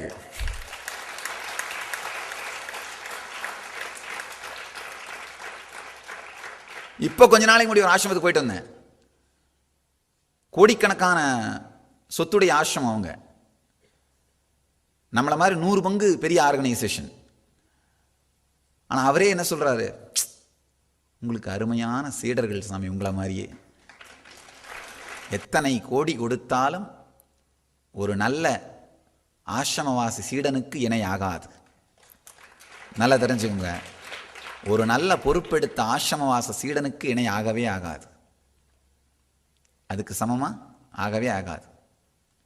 பேர் ரொம்ப புத்திசாலியா இன்டெலிஜென்ட்டாக இருக்கவங்களா இருக்கலாம், சில பேர் கொஞ்சம் மந்தத்தன்மையாக இருக்கவங்களா இருக்கலாம். அது எப்படின்னா, சில அலை பெரிய அலையாக இருக்கலாம், நான் சில அலை சின்ன அலையாக இருக்கலாம். ஆனால் அவர்களுக்கு ஒரு உப்புத்தன்மைனா அந்த குருவோடு இருக்கின்ற உறவும் சரணாகதியும் எல்லாருக்கும் ஒன்று தான். இந்த உறவும் சரணாகதியும் எல்லாருக்கும் ஒன்று தான்.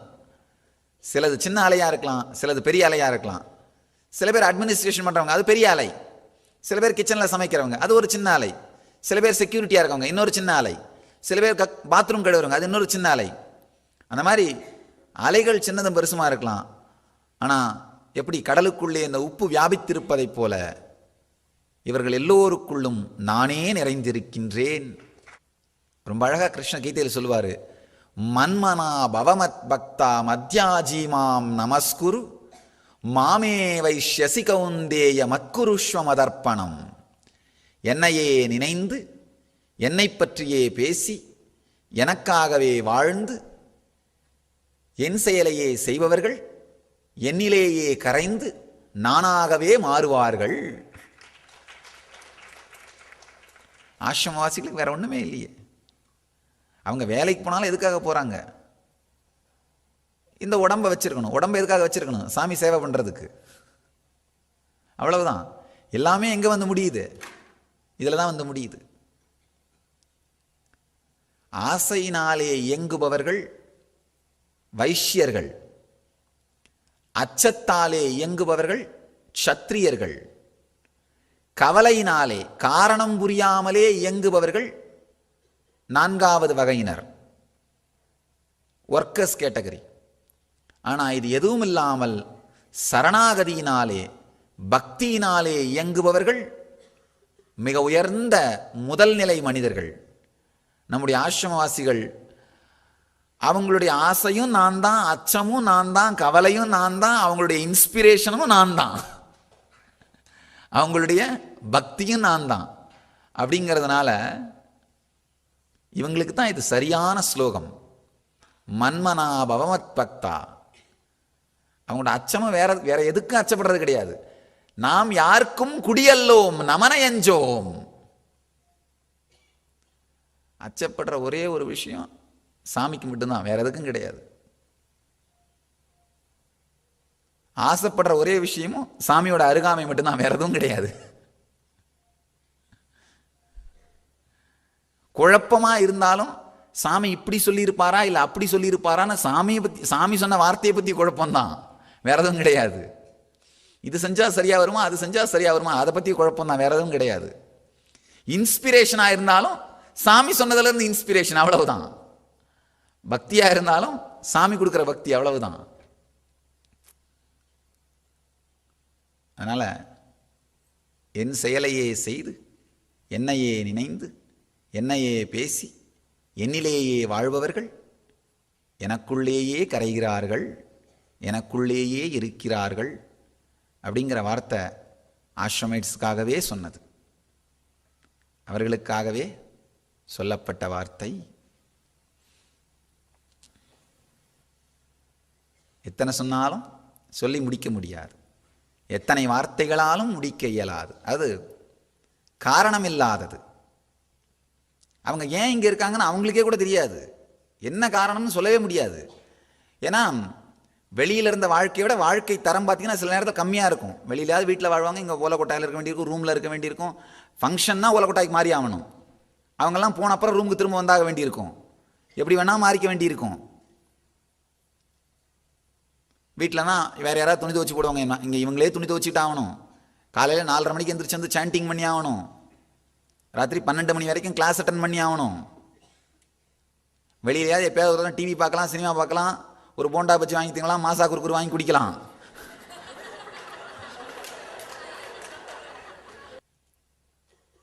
பிரைவசியை தியாகம் பண்ணுறது தான் மிகப்பெரிய தியாகம். ஆசிரமவாசிகள் எனது பிரதிபிம்பங்கள். என்ன மாதிரியே தைரியம் இருந்தாகணும். திடீர்னு என்ன பண்ண, ஒரு நாள் நடந்துட்டு இருந்தேன், இங்கே ஆசிரமத்துக்குள்ள நடந்துட்டு இருந்தேன். ஒரு 4-5 பேர் என் பின்னாடி நடந்து வந்துட்டு இருந்தாங்க. அப்படியே நின்று கேட்டேன், நான் என்ன சொன்னாலும் செய்வீங்களா அப்படின்னு. 4-5 பேரும் அதுக்கு என்ன சாமி சொல்லுங்க, செய்யணும் அவ்வளோதான் அப்படின்னாங்க. கையில் இருந்த கர்ச்சீஃப் ஒருத்தர் கையில் கொடுத்து போனி மலேசியாவுக்கு அப்படின்னேன். கையில் இருந்த இன்னொரு செருப்பு பாதுகை கழட்டி கொடுத்து நீ போ சவுத் ஆப்பிரிக்காவுக்கு அப்படின்னு. இன்னொருத்தருக்கு ஒரு முடியை உருவி கொடுத்து நீ போ துபாய்க்கு அப்படின்னு. அந்த மாதிரி கையில் இருந்த சாமான்களை ஒன்று ஒரு கையில் கொடுத்து போய் எஸ்டாப்ளிஷ் பண்ணுங்கன்னு சொன்னேன். அவ்வளவுதான். எந்த டைமில் என்ன வரும்னு யாருக்கும் தெரியாது. நேற்று ஆசிரமைட்ஸ் மீட்டிங்கில் ஒரு பிரம்மச்சாரி நீ கூப்பிட்டு நீ பட்டணம் போய் பூஜை பண்ண ஆரம்பி, நீ இப்போ அங்கேருந்து பூஜை பண்ணி அந்த ஏரியா முழுக்க பழையபடி வேலை நடத்து அப்படின்னு. அந்த பிள்ளை 2வது தரம் கூட யோசிக்கல. சரி சாமி எப்போ போகணும், அவ்வளோதான், முடிஞ்சு போச்சு. யாருக்கு எந்த நேரத்தில் என்ன கமாண்ட் வரும்னு யாருக்கும் தெரியாது. ஆனால் உடனே எந்திரிச்சிக்க வேண்டியதான். இது என்ன ஞான சேனை, எதுக்கும் தயாரா நின்று எதையும் எதிர்கொண்டு செய்து முடிக்கின்ற சக்தி, ஸ்ரத்தை, தைரியம். ஊர் தெரியாத ஊர்ல போய் எஸ்டாப்ளிஷ் பண்றது ஒரு வேலைன்னா, சொந்த ஊர்ல போய் எஸ்டாப்ளிஷ் பண்றது அதை விட பெரிய வேலை. வெளிநாட்டுக்கு அனுப்பின அந்த அவளும் தயங்கல, சொந்த ஊருக்கு போகணும்னு சொல்லும்போது இன்னும் இவளும் தயங்கல. யாருக்குமே தயக்கம் கிடையாது. சாமி சொல்லியாச்சு, முடிஞ்சு போச்சு. அதை தான் ஆசிரமவாசிகள்னு சொல்றேன். ஃபர்ஸ்ட் ஆஃப் ஆல் அதை சொல்றதுக்கே நான் இவ்வளவு யோசிப்பேன். சொன்னா தயங்குவாங்கன்னு சொல்லவே மாட்டேன். சொன்னா தயங்க மாட்டார்கள்னு அவங்க மேல நம்பிக்கை எனக்கு கொடுக்கறது, அதுவே பெரிய விஷயம். அதுக்கப்புறம் சொன்ன உடனே அதையும் எந்திரிச்சு நின்று செய்யறது. இதை விட பெரிய தியாகம் என்னன்னா, ஆசிரமவாசிகளா வந்து நான் சொன்னேன்றதுக்காக போய் படிக்கிறதா, நான் சொன்னேன்றதுக்காக என்னுடைய பக்கத்தில் கூட இல்லாமல் போய் நின்று வேலை செய்யறது. சில பேரை போய் படிச்சுட்டு வான்னு அனுப்புகிறேன், சில பேரை போய் ஒரு ஆசிரமத்தை எஸ்டாப்ளிஷ் பண்ணிட்டு வான்னு அனுப்புகிறேன். அதுதான் மிகப்பெரிய தியாகம். அதுதான் மிகப்பெரிய தியாகம். எந்த நேரத்தில் எந்த வார்த்தை வரும்னு தெரியாது. அதுக்கான தியாகம், அதை எக்ஸிக்யூட் பண்ணுற தியாகம், அதைத்தான் ஆசிரமவாசிகள்னு சொல்கிற அருமையான ஒரு வார்த்தை, உபனிஷத் வார்த்தை. தியாகே நைக்கே அமிர்தத்துவமானசுகு. தியாகத்தன்மை இல்லாமல் அமிர்தத்துவமாகிய நித்யானந்த நிலை அடையப்படாது. நல்லா தெரிஞ்சுக்கோங்க. நீங்க வேற எந்த மாதிரி உங்களை பூசி மொழிகிட்டாலும் நீங்க பூசி மொழிகிறீங்க. இப்ப புரிஞ்சுக்கோங்க, இந்த தியாகத்தன்மையினால் மட்டும்தான் நித்யானந்த நிலை அடையப்படும்.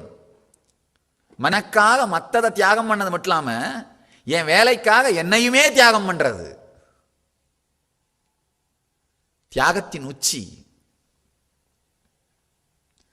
என்னுடைய வார்த்தைக்காக என்னை சுற்றி வாழ்கின்ற வாழ்க்கையுமே தியாகம் செய்வது. அதுதான் மிகப்பெரிய தியாகம். ஏன்னா மற்றதுக்காக, எனக்காக மற்றதை தியாகம் பண்ணிடுறது பெரிய தியாகம் கிடையாது. அது ஈஸியாக பண்ணிடலாம். ஏன்னா சாமியை சுற்றி வாழறதுன்னா அவ்வளோ ஜூஸியான லைஃபு, அவ்வளோ பெரிய ஜாய்ஃபுல்லான லைஃபு. மற்றதெல்லாம் தியாகம் பண்ணிடுறது பெரிய விஷயம் இல்லை. ஆனால் ஏதாவது ஒரு வேலை சொல்லும் பொழுது, ஏதாவது ஒரு பொறுப்பை கொடுக்கும் பொழுது என்னை சுற்றி வாழறதையே தியாகம் பண்ணிட்டு போகிறது. இவங்க எல்லாருடைய தியாகத்தினுடைய ஒட்டுமொத்த திரட்சி. அதனால தான் இத்தனை லட்சம் பேருக்கு நாம் நல்லது செஞ்சுருக்கிறோம். நல்லா தெரிஞ்சுக்கோங்க, ஒரு நாளைக்கு 20,000 பேருக்கு நம்ம ஹீலருங்க ஹீல் பண்ணுறாங்க. ஒரு முட்டி வலி, தலைவலி, இந்த சின்ன சின்ன விஷயங்களெல்லாம் கூட போதுமே 20,000 பேருக்கு ஹீல் ஆகுது ஒரு நாளைக்கு.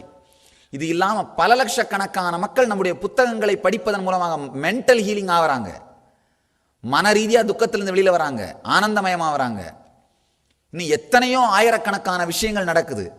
இது எல்லாத்துக்கும் காரணம் திரண்டு எழுந்து பொறுப்போடு நிற்கின்ற இந்த சில நபர்கள் ஆசிரமவாசிகளுடைய தியாகம்தான். இவங்க தியாகம்தான், இவங்களுடைய தியாகம்தான் மீது எல்லாத்துக்குமான காரணம். நான் யாருக்காவது ஒரு உத்தரவு கொடுக்கும் பொழுது எப்பவும் காரணத்தை சொல்றதே கிடையாது. காரணத்தை கேட்டுட்டு செய்யற ஆளுங்களுக்கு உத்தரவு கொடுக்கறதே கிடையாது. உத்தரவு போடுறவங்களுக்கு காரணம் சொல்றது கிடையாது. காரணத்தை கேட்டுட்டு தான் செய்வேன் அப்படின்ற ஆளுங்களுக்கு உத்தரவு போடுறது கிடையாது.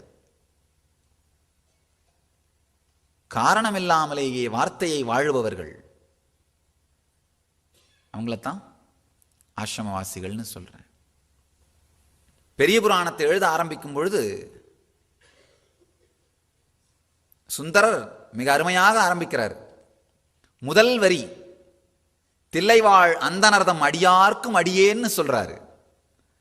தில்லையிலே வாசம் பண்ணுகின்ற அந்த தீட்சிதர்கள் தான் அந்த எல்லா இந்த ட்ரெடிஷனையும் உயிரோட வச்சிருக்கிறதுனால தில்லைவாழ் அந்தனர்தம் அடியார்க்கும் அடியேன்னு சொல்றாரு. அதே மாதிரி இதுக்கு மேல என்னுடைய வரலாறு எங்கு எழுதப்பட்டாலும் சரி, முதல்ல தியானபீடத்தின் ஆசிரம வாசிகளை முதல்ல நினைச்சிட்டு அதுக்கப்புறம் தான் எழுதப்படணும். இன்றிலிருந்து எங்கெங்கெல்லாம் என் வரலாறு வாசிக்கப்படுகிறதோ எழுதப்படுகிறதோ, பப்ளிகேஷன் டிபார்ட்மெண்ட் நோட் பண்ணிக்கோங்க, the book is dedicated to all the ashramites of Nithyananda Dhyanapidam. என்னுடைய வாழ்க்கை படிக்கப்படுவதற்கு முன்பு, எப்படி பெரிய புராணம் படிக்கிறதுக்கு முன்னாடி தில்லைவாழ் அந்தணர்கள் முதல் நினைக்கப்படுறார்களோ, அந்த மாதிரி என்னுடைய வாழ்க்கையும் செயல்களும் லீலைகளும் படிக்கப்படுவதற்கு முன்பு, நினைக்கப்படுவதற்கு முன்பு இந்த தியானபீடத்தின் ஆசிரம வாசிகள் நினைக்கப்படட்டும். கிருஷ்ணன் சொன்ன மாதிரி இந்த பிருந்தாவனமே ராதையின் நினைவினால் மலரட்டும்னு சொன்ன மாதிரி இந்த உலகமே என்னுடைய வாழ்க்கையை படிப்பதற்கு முன்பு, என்னுடைய லீலைகளை படிப்பதற்கு முன்பு, அதில் கரைவதற்கு முன்பு ஆசிரமவாசிகளை, நித்யானந்த தியானபீடத்தின் ஆசிரமவாசிகளை, இதற்கு காரணமாக இருந்தவர்களை நினைக்கட்டும், இதற்கு காரணமாக இருந்தவர்களை உணர்ந்து மலரட்டும். இந்த கோயில்ல இவர்கள் எல்லோருடைய தியாகத்தாலும் தான் இந்த இடம் கைலாசம் மாதிரி இருக்கு. நல்லா தெரிஞ்சுக்கோங்க, இடம் கைலாயம் மாதிரி இருக்கு. அவங்க வாழ்க்கையில நடந்த மிகப்பெரிய பெருமை நான் நினைச்சு பெருமைப்படுறவங்கலாம் பக்தர்கள். என் வாழ்க்கையில் நடந்த மிகப்பெரிய பெருமைன்னு யாரை நான் நினைச்சு பெருமைப்படுறனோ அவங்கெல்லாம் என் ஆசிரமவாசிகள்.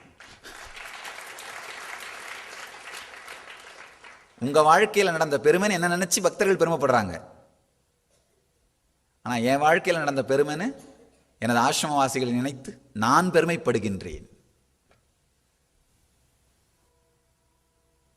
தியாகத்தையே வாழ்க்கையாக கொண்டு வாழ்பவர்கள் நமது ஆசிரமவாசிகள். தியாகமே இவர்களுடைய வாழ்க்கை.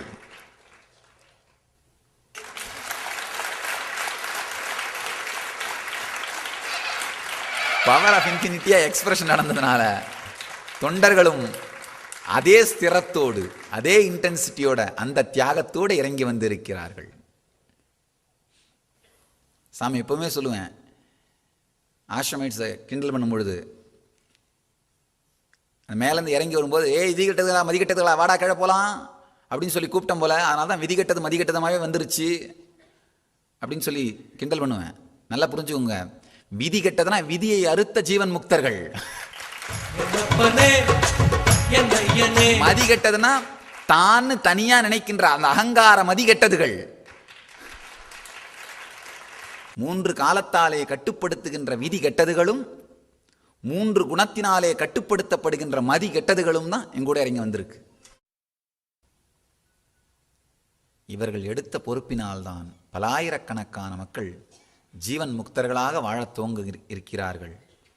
அந்த ஜீவன் முக்தர்களாக பலாயிரக்கணக்கான மக்களை மாற்றுவது, மாற்றிக்கொண்டிருப்பது, மாற்றும் உத்வேகமாக, இன்ஸ்பிரேஷனாக இருப்பது, இந்த எல்லா புண்ணியமும் இந்த ஆசிரமவாசிகளை அடையட்டும் என்று ஆசீர்வதிக்கின்றேன். சொல்ல முடியாத, உணரவே மட்டும் முடியக்கூடிய இந்த உணர்வு காதலால் உங்களை எல்லோரையும், ஆசிரமவாசிகள் எல்லோரையும் ஆசீர்வதிக்கின்றேன். ஜீவன் முக்தர்களாக வாழ்வீர்களாக. நித்யானந்தத்தில் நிறைந்து, நித்யானந்தத்தில் கரைந்து, நித்யானந்தத்தில் மலர்ந்து, சர்க்கரையில் தேன் கரைவது போல, தேனில் சர்க்கரை கரைவது போல ஜீவன் முக்தர்களாகி அவதார புருஷனுக்குள்ளும், அவதார புருஷன் ஜீவன் முக்தர்களுக்குள்ளும் கரைந்து நித்யானந்தமாகிட ஆசீர்வதிக்கின்றோம். சரணம் சரணம் நித்ய குருவே சரணம்.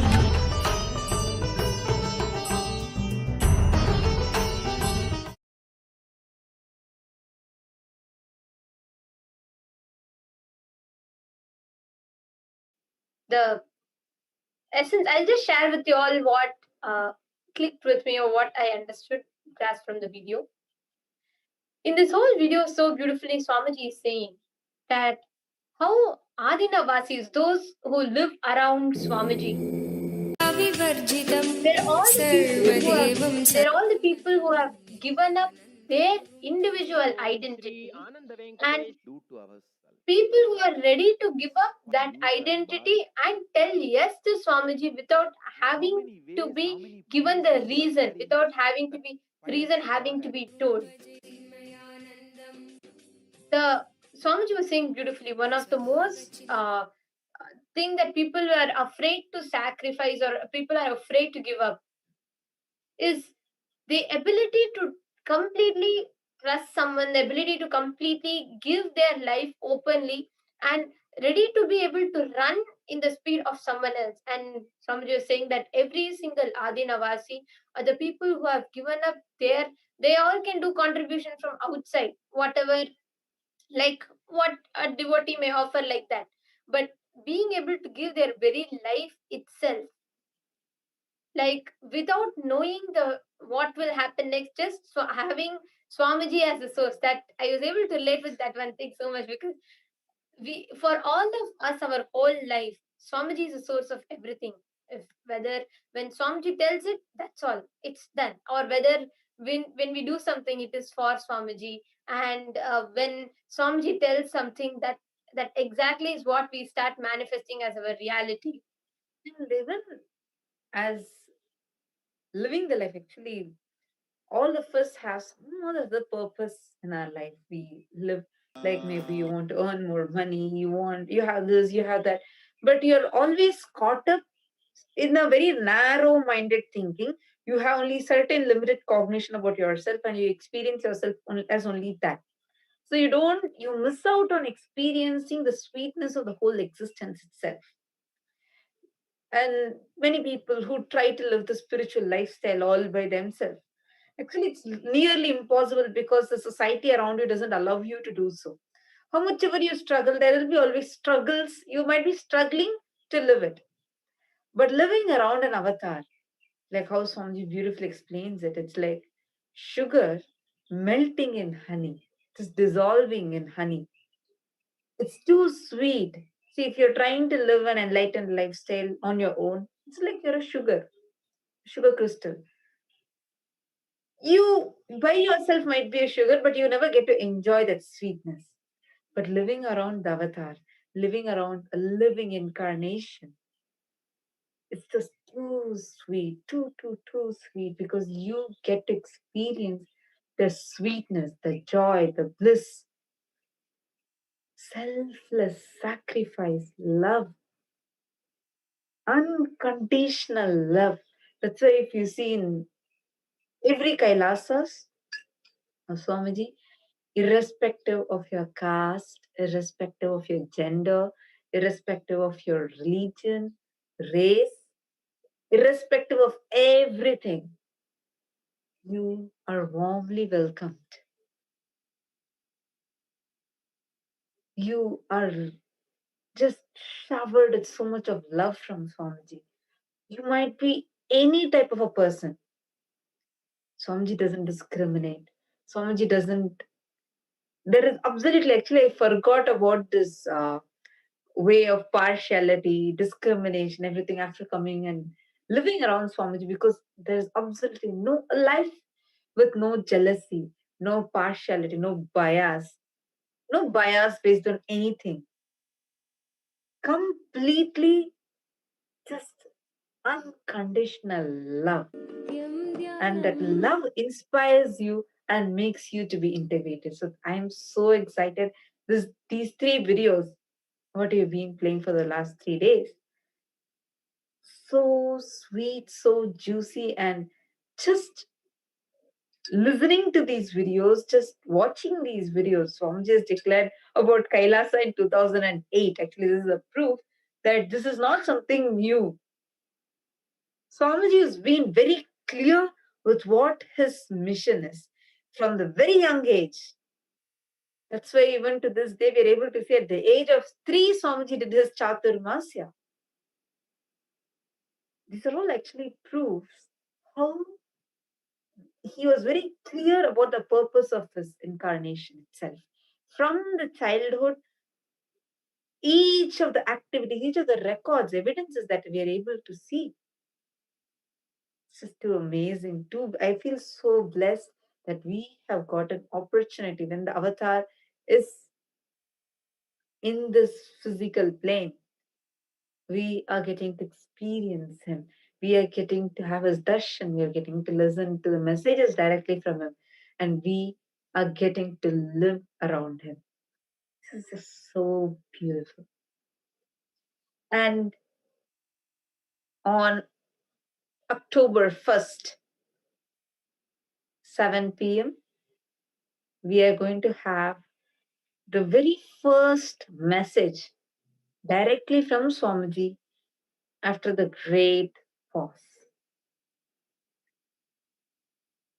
This great pause seems like, though Swamiji said it was only for 5 days, it just feels so long.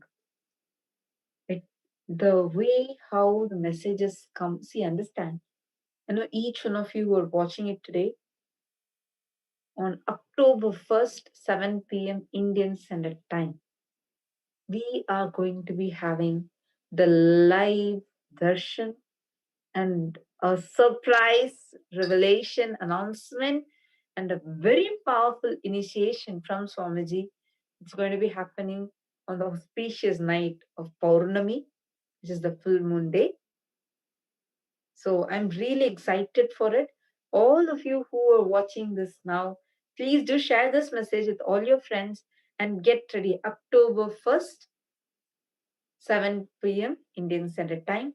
You can all watch it on the same channels that you're watching this videos right now.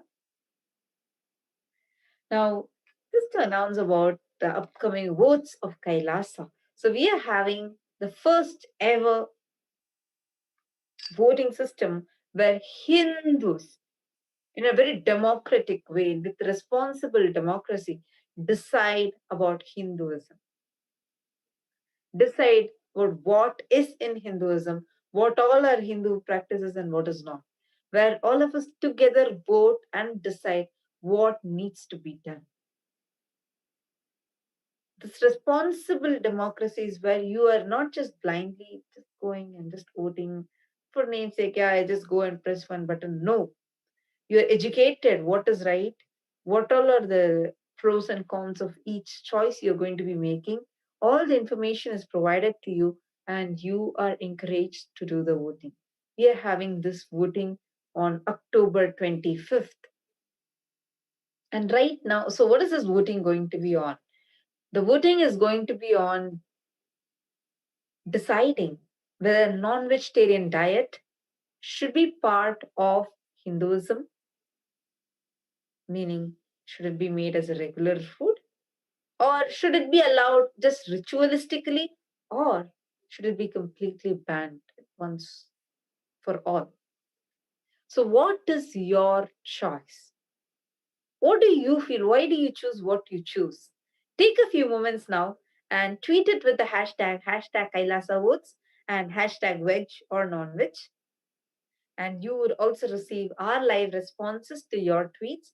So please go to Twitter now. I'm also opening the Twitter and all of us can discuss on what you understand, whatever your opinions are. We also have the challenges that people have been taking up. It's really been exciting, where many people who are signing up, especially for the 21-day challenges and the 7-day challenges and for the 3-day challenges. So you all can take a few minutes, go to Twitter and tweet it with hashtag Kailasa Votes and hashtag veg or non-veg.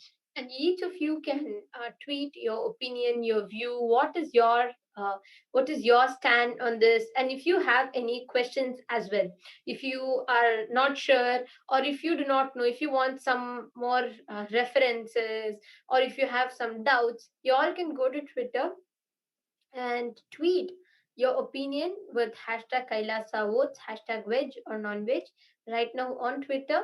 And apart from the voting alone, if you have any questions on the events that are coming up, or the what is great pause, any questions that you all have, you all can tweet it down in Twitter, and we will be picking it up, and we will be answering all of your questions live. So please take a few minutes, go to Twitter and tweet. You can use the hashtag Kailasa Votes and hashtag veg or non-veg and interact with us. We have Ma Balananda, who has actually tweeted her photograph with telling she has taken up the 21-day challenge where she is doing the Nithyananda Nirahara Samyama, where you're just going to be living on liquids. And he's tweeted telling day 5 of Nirahara Samyama, feeling younger, skinnier, and healthier, ready for the debates tonight. So hashtag Nithyananda, hashtag Kailasa Votes, hashtag veg or non-veg. And she's also tweeted the link where you can join. So it's befoodfree.org.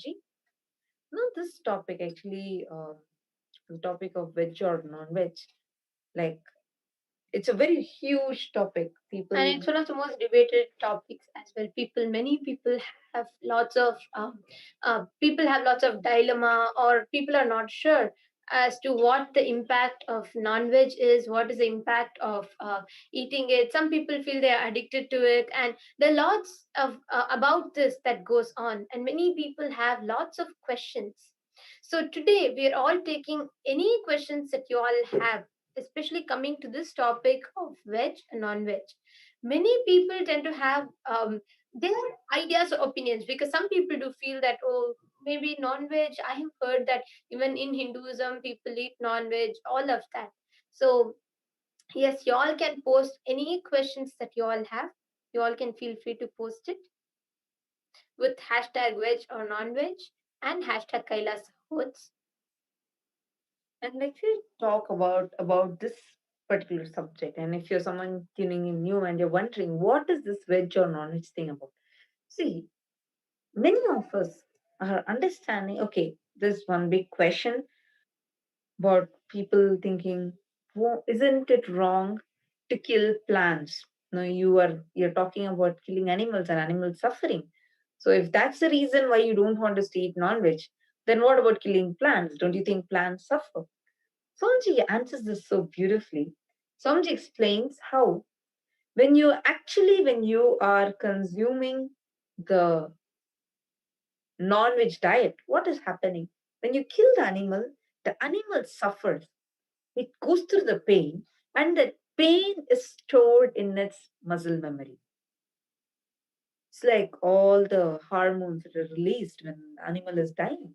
It's not good for our system to have the extra hormones inside us. So that pain unnecessarily gets inside of our system. Now, when it comes to plants, plants don't have the muscle memory of pain. Plants have not developed. For them, it might feel like something is changing, altering in its body, but not pain. So that is why when you consume a plant, you don't feel that pain inside your system. Instead, you feel much lighter, you feel much more powerful, you feel younger, brighter. The main thing actually when talking about this topic especially, one thing I remember is the freedom that we have for food. Now, according to you, what is having freedom for food? There are people who travel in their private jets from one country to another just to have a small dish, having a big table filled with different choices, variety of dishes. Actually, it is it's very beautifully. Actually, till I came to Swamiji, I never thought of this aspect. See, it's not just about consuming veg, non-veg, not, but your context of eating, your purpose of eating. This is a very popular saying. Eat to live, but do not live to eat. And it just makes what we all understand it as, oh, okay, yeah, we are not supposed to keep eating a lot. We're supposed to be healthy, all that. But it's not just that. Swamiji very beautifully tells that you, all of us tend to psychologically, all in all our layers, we start depending on the food. That's why when you feel depressed, you try eating and just to fulfill yourself. There's a very beautiful verse from Bhagavad Gita. The Lord Krishna tells, Brahmarpanam Brahmahavihi Brahmagno Brahmanahutam Brahmaivadena Gantavyam Brahmakarma Samadhina. The translation, the meaning is offering the offered butter to the fire of the Supreme, the fire of the Supreme is offered by the Supreme. Certainly the Supreme can be reached by him who's absorbed completely in action. Now, Swamiji beautifully explains how even when you are eating, of course, in the last few months, Swamiji has been talking about how we all can go beyond the food, how we all can we all are seeing how continuously Swamiji is doing dry fasting, the Pachai Patni Vratam, the Swamiji took up for the world to heal, Swamiji took up the Vratas and all of that. But mainly the food that we consume, many times we start psychologically associating with food as an external factor that fulfills us. It's True. we Actually, take it beyond we start our feeling like the food itself, we start associating it wrongly with our psychological or neurological ups and downs. That is one thing. And another thing is eating as per your goals. Actually, this was something phenomenal. When Swamiji first shared about this, eating as per your goals, I understood it as, oh, like, okay, you're eating maybe to be healthy, maybe to be fit. You want to be fit, so you want to lose weight, so you want to eat as per that. So that's all I understood. But only much later did I realize that actually what you want to be, it's not just about reducing your weight. I'm not just talking about that. But even if you, whatever is your goal, eating for that goal. For example, you want to live an enlightened life, eat as per that. What is it? I know what is the meaning of eating. Eating is not just about, oh, I can eat like whatever food I eat. Even the thoughts you have, even the visuals that you consume, whatever you consume through your senses. Let us consume it based on our goals. That was something extraordinary. When Swamiji revealed it, that's when I understood that in multiple places, when you're aware, that actually makes you align to the purpose of your life, to what you want to be. Do you want to be, okay, how do you visualize yourself? You want to wake up as someone fresh, someone energetic, then eat as per that. Or what is your higher visualization about yourself? Do you want to be a very spiritually evolved person? Do you want to be more of a kind person, a beautiful person from the inside, where you have a lot of friends around you, where you actually help people, where you're in real life, you are spreading that love to people? Then even the kind of thought currents that you chew inside you, the kind of information that you entertain inside you, the kind of songs you listen to, or what you watch, all of these matter. It's not just the food that you consume. The food is even whatever you consume through all the senses. This was something extraordinary. When Swamiji revealed it, that's when I understood. When we apply it and see. It's phenomenal. Now with this, let's enter into the meditation and have the darshan of Swamiji. Please sit straight. Sit with your head, neck and spine in a straight line. Close your eyes. Breathe in and breathe out deeply and slowly. Start chanting the Mahavakya. Om Nithyananda Paramashivoham intensely.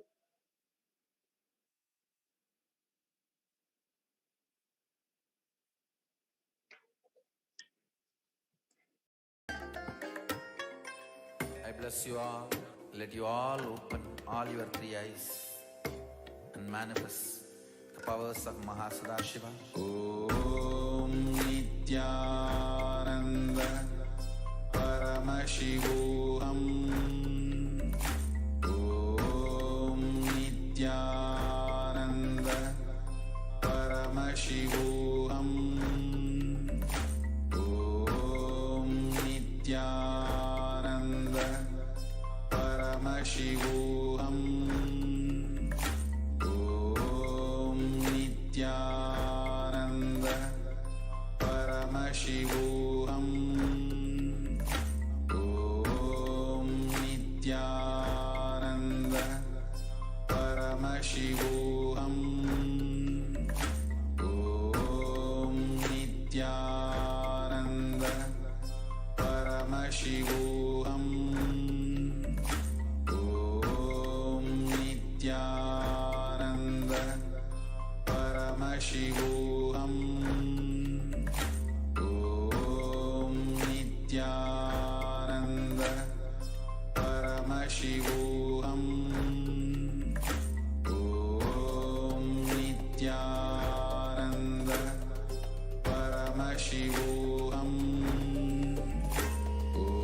Om Nithyananda Paramashivoham.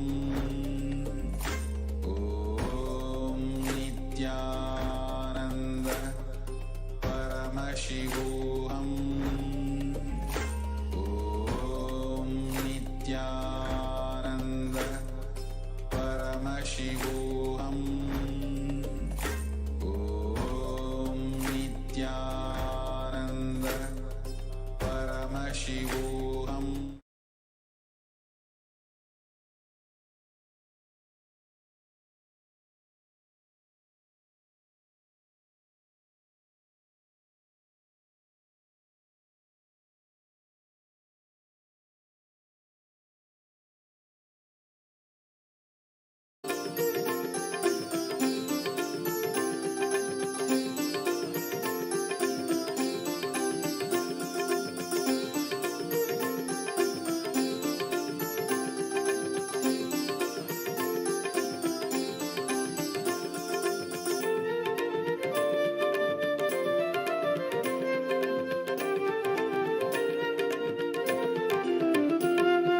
கைலை இறையென உரைபவன் அருணையில் குருவென மலர்ந்தது புகழ் பாடி அருள் பெறவே திருப்பதம் தனில் அடியவர் சாற்றி மகிழ்வுறும் பாமாலை.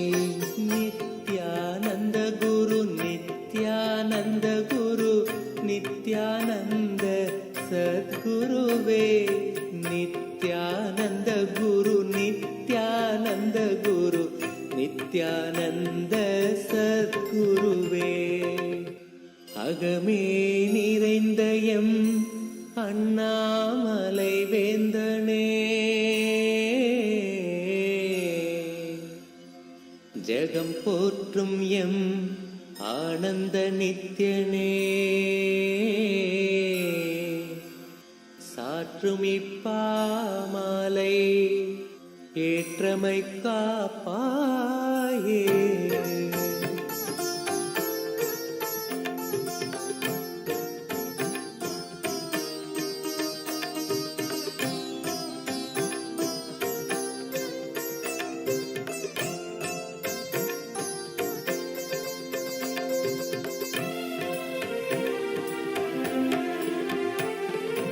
நித்யானந்த குரு நித்யானந்த குரு नित्यानंद सद्गुरुवे नित्यानंद गुरु नित्यानंद गुरु नित्यानंद सद्गुरुवे अरुणाचल नित्य अरुणाचल नित्य अरुणाचल गुरु नित्यानंद अरुणाचल नित्य अरुणाचल नित्य अरुणाचल गुरु नित्यानंद அருணாச்சலம் தந்த வரமே அகத்தினில் அமர்ந்தே அருள் தரும் நித்யானந்தா குருவாய் மலர்ந்திங்கு உணர்வாய் கலந்தெமக்குயர்வாழ் வழித்திடும் नित्यानन्देश्वर Paramshiva समारम्भाम्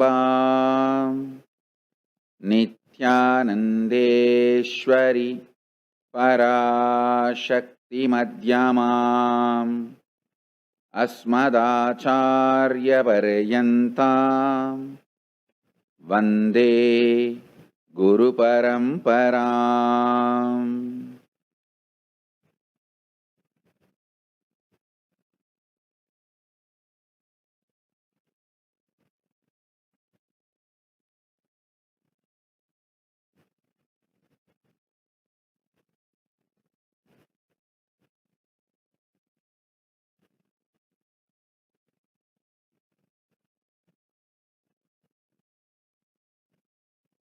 I welcome you all with my love and respect. I welcome all the living and practicing Hindus from all over the world. I welcome all the Sarvanyapeta Kartas, Ejamans,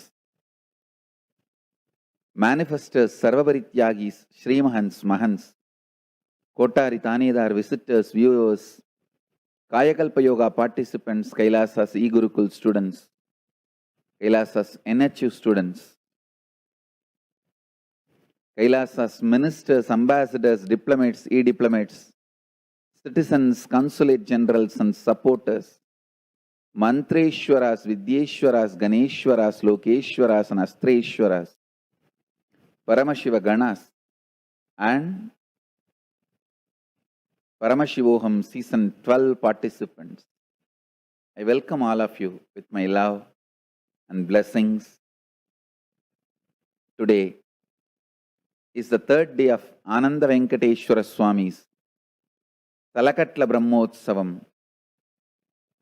Venkateshwara Swami is gracing in Sarva Alankara in Pearl Mandapam, performing the Kaliya Nardhanam in Adi Kailasa Nithyananda Peetham.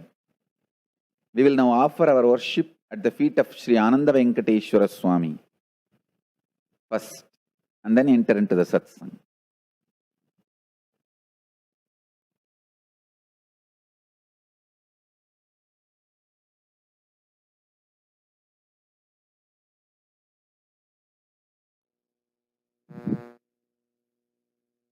On the auspicious third day of Sri Ananda Venkateshwara Swami's Salakatla Brahmotsavam, Sri Ananda Venkateshwara Swami is gracing in Sarvalankara in the Pearl Mandapam, performing the Kaliya Nardhanam in Sri Adi Kailasa Nithyananda Peetham. We will now offer our worship at the feet of Sri Ananda Venkateshwara Swami and at the feet of His Divine Holiness Swamiji.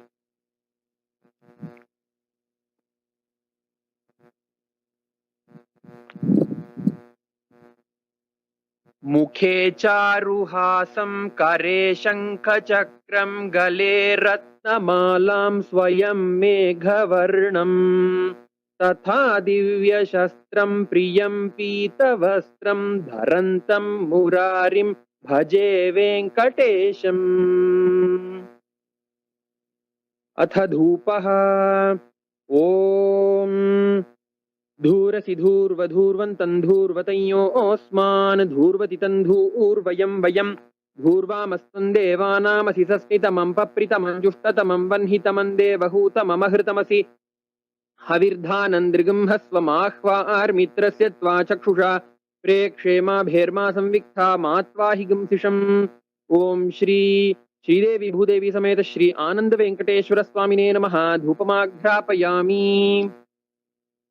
ओम उद्दीप्य स्वजातवेदोपघ्नन् निरृतिं मम पशुगिश्च मह्यमावह जीवनं च दिशो दिशा मानो हिगंसि जातवेदो गामश्वं पुरुषं जगत् अबिभ्रदग्न आगहि श्रियामा परिपातय।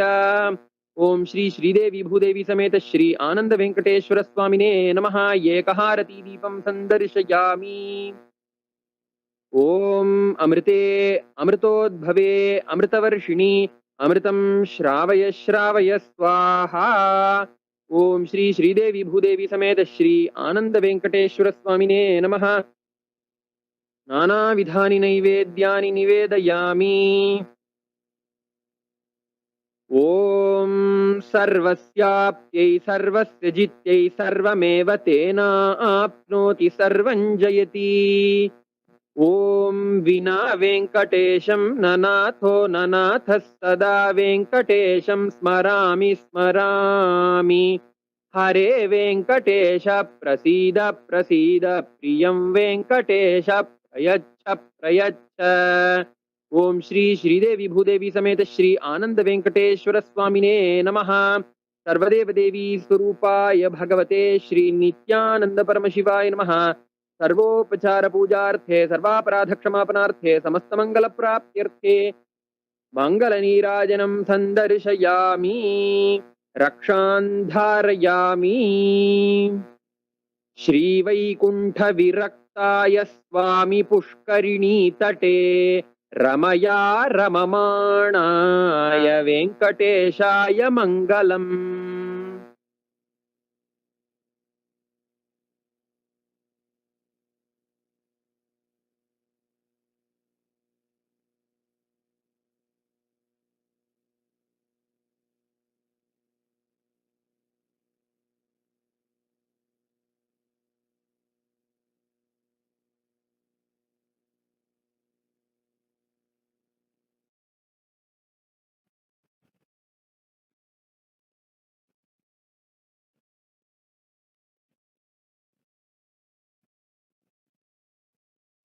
Paramashiva's direct message.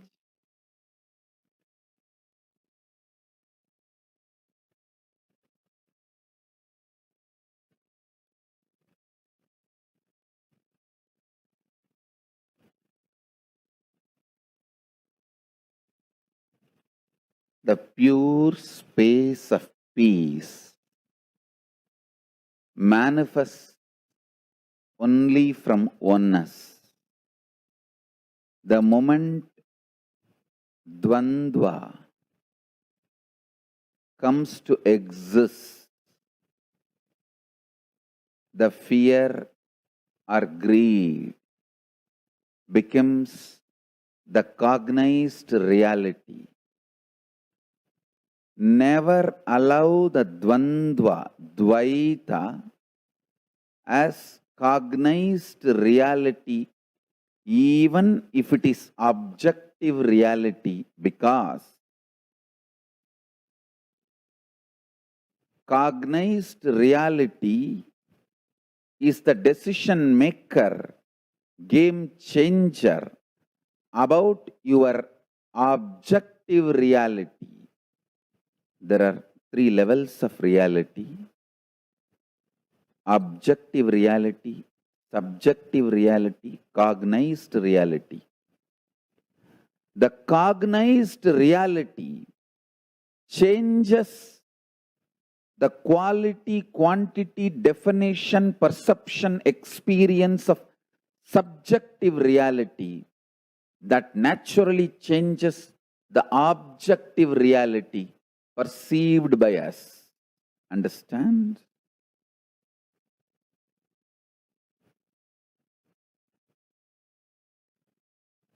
Cognized reality is the only zone where you can work consciously, alter the cognition. Unfortunately,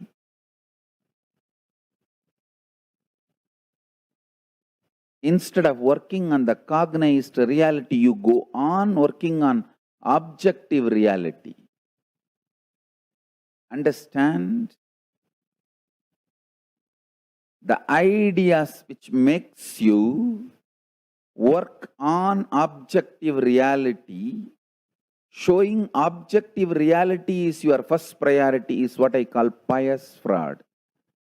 It first makes you feel objective reality is too important, too real, need to be attended immediately.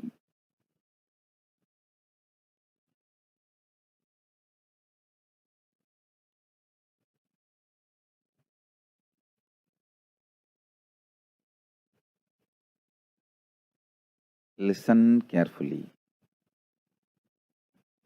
Anything which is told to you in a very loving, caring way, and the way you feel it is for your interest, only then you start listening. So Maya, delusion, enters into you in a very pious way, convincing you it is for your good she is doing what need to be done. She is putting you in delusion for your good. That is what I call ultimate pious fraud. This objective reality makes you believe it is for your good.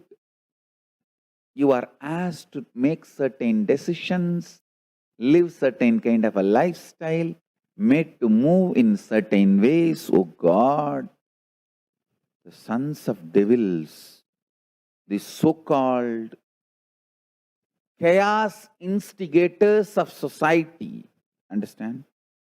Today is the International Peace Day. Whoever inspires peace, the real peace, brings liberation to you, all the best things of the world to you. Whoever is constantly instigating chaos, media thrives on creating chaos. To catch the eyeballs, it creates crimes. To catch the eyeballs, it creates chaos. To catch the eyeballs, it creates scenes. To get TRP, they will do anything. Today is International Day of Peace. Let us understand peace. Peace manifests from the beings who declare oneness. Consciously who declare oneness. From them peace manifests. Understand? Media. The chaos mongering social powers, political powers, religious powers, or any power center, it is chaos mongering, disturbing the peace of the humanity. They will keep you a slave. They will destroy your life. Understand? Hinduism may not have had its own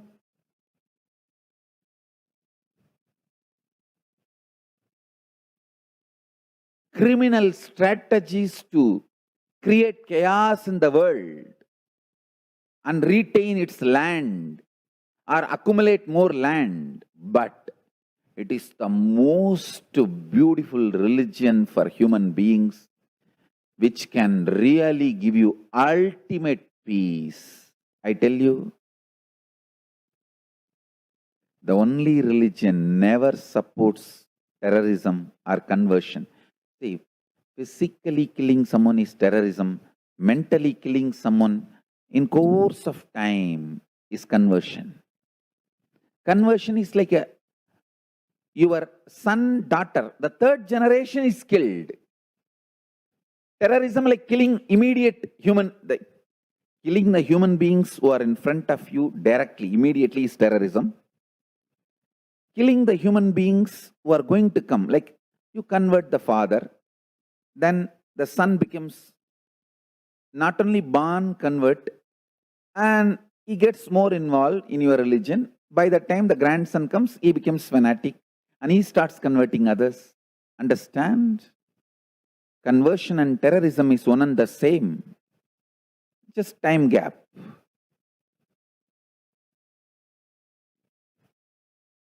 Hinduism neither accepts conversion nor accepts terrorism.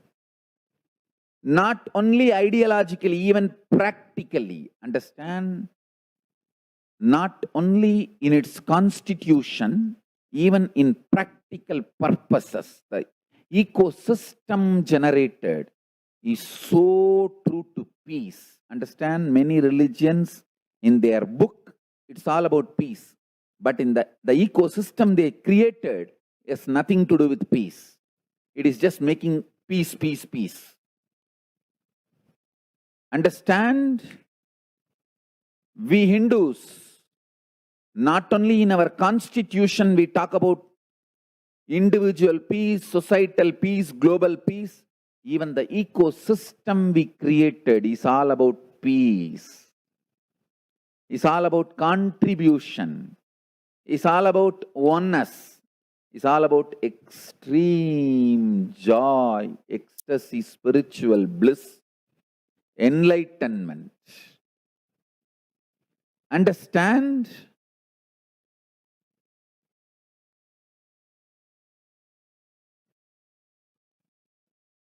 If you are standing for Hinduism, you are standing for real peace. If you are standing for real peace, you are standing for Hinduism. Hinduism is the most peace-loving, peaceful, peace-practicing religion. Understand? Just look around. Pick up each religion. How many people they converted in last 200 years? Just let us see the last 200 years history. How many people they killed in the religion-related terrorism activities? List for each religion. I am not even talking about thousands of years of history, just 200 years. I guarantee even the worst biased fanatic people will realize Hinduism is the most peace-loving, peace-keeping, peace-living religion.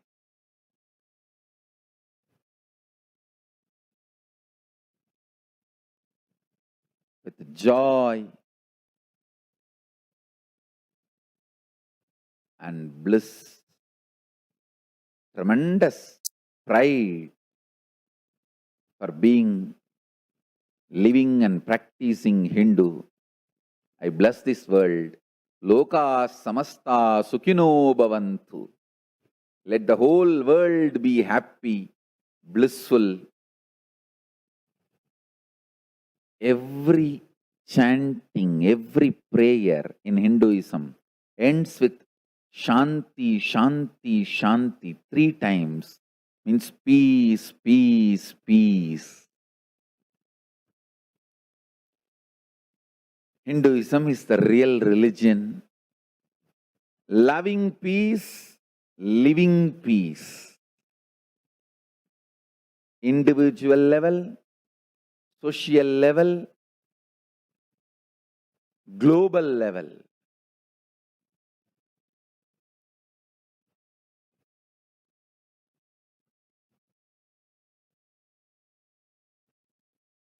Understand?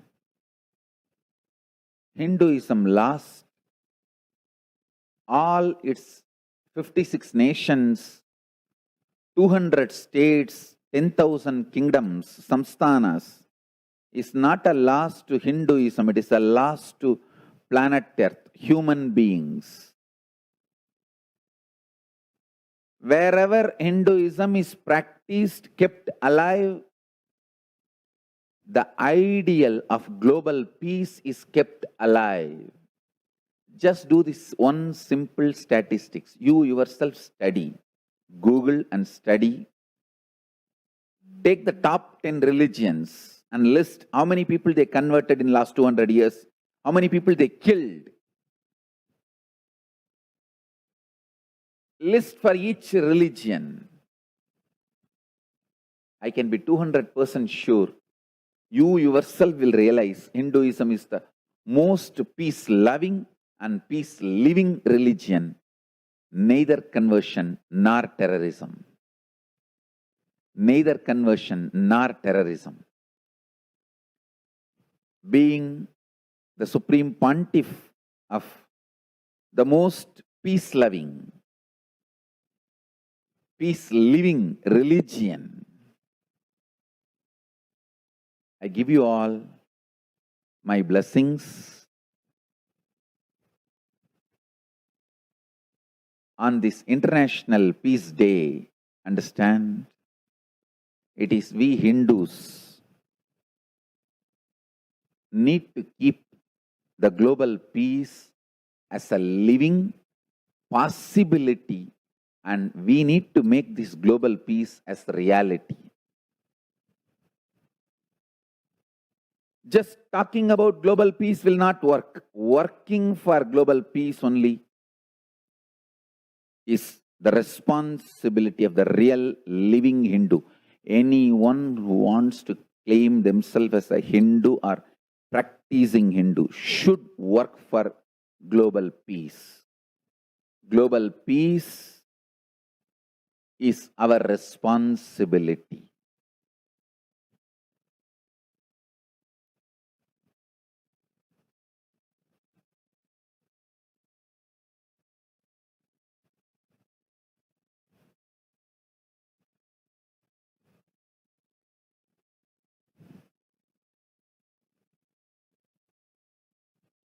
Please understand,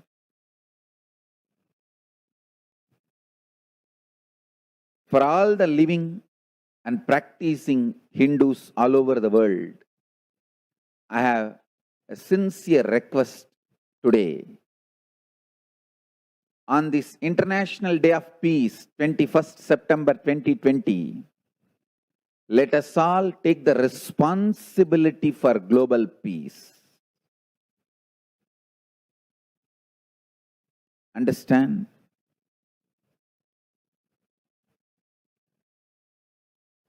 We need to keep the global peace ideal alive. Hinduism is the most authentic way to bring peace to you individually and socially and globally. So, today I wanted to take the responsibility along with whoever wants to join. Understand? Please listen carefully.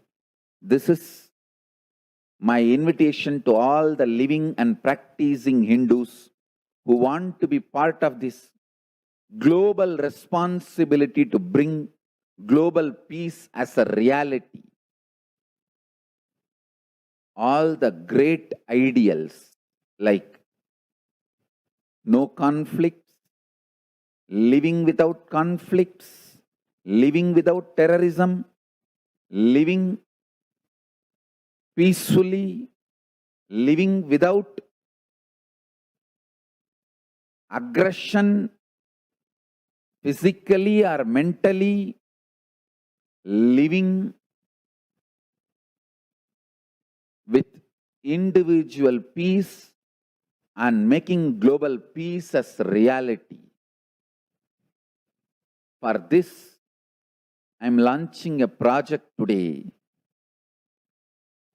I invite all the living and practicing Hindus to be part of this project.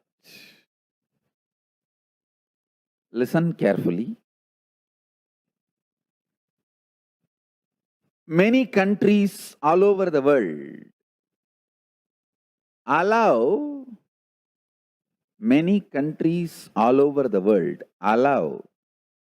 individuals to form a micronation.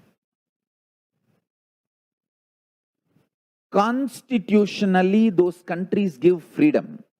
Many countries give constitutionally freedom to form micronations. Please understand. Now, whatever I am going to describe, this project should be done within the constitution, the legally allowed limit, legally permitted limit of the country you are residing. No legal violation. Within the legal framework, constitutional rights you are provided by your country. Let us take this project. Countries like United States of America, Canada, United Kingdom, Brazil, Australia, New Zealand, France, Germany, Antarctica, Antigua, Barbados, Austria, Bosnia, and Brazil, Chile, Colombia, Cook Islands, France, Marshall Islands, Croatia, Denmark, Fiji, Tonga, France, Germany, Greece, Honduras, Israel, Italy, Kiribati, Gambia, Lithuania, Mexico, New Zealand, Portugal, Reunion, Serbia, Sweden, and Bahamas, Uruguay. In all these countries, micronations exist. We have done thorough study and research on this for last 2 years. I should say we started studying for more than 10 years. The thorough research we did last 2 years.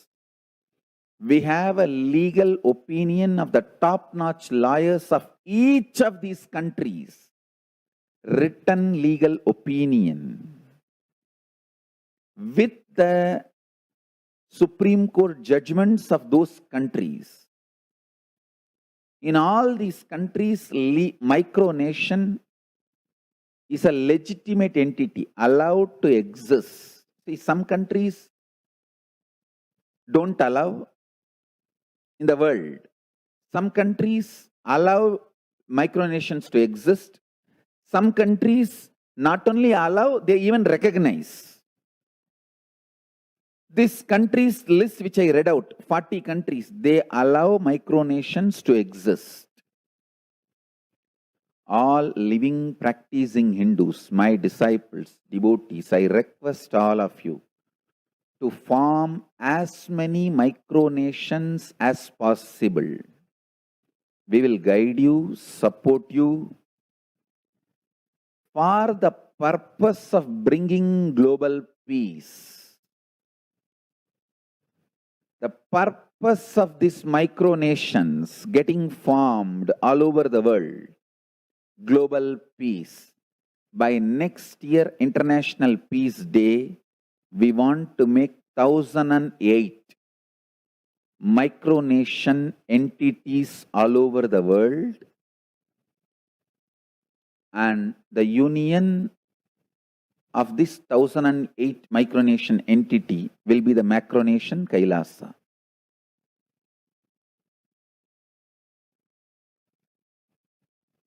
Understand, within the legal framework, within the boundaries of the freedom you are given by your constitution, the country you are residing, without crossing those limits, within the framework of the each nation you are living, Let us form these micronations to bring global peace.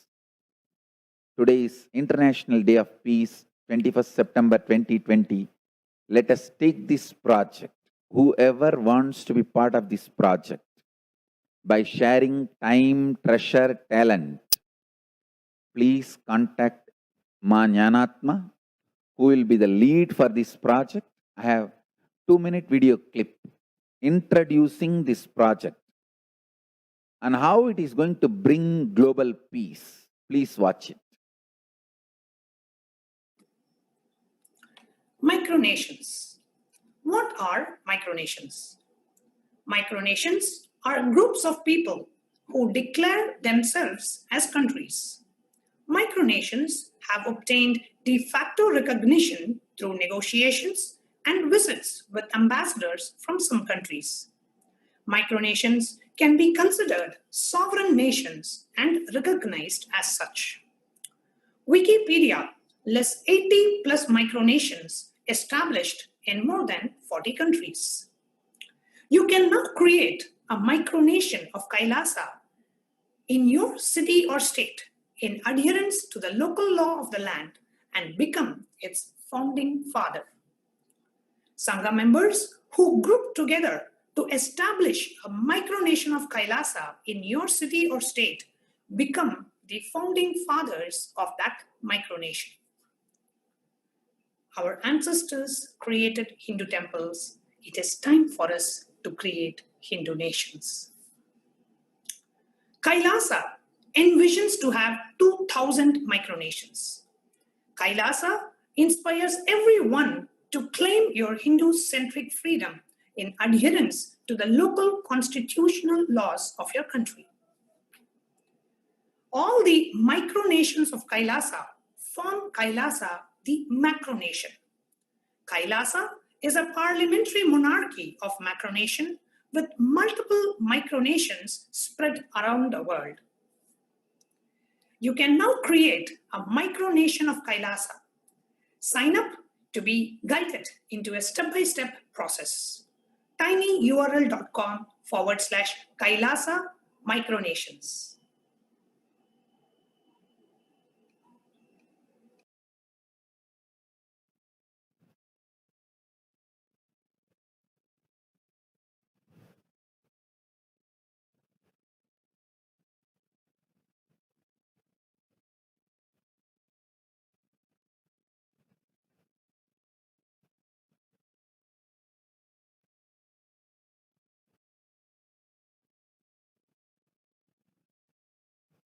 Listen.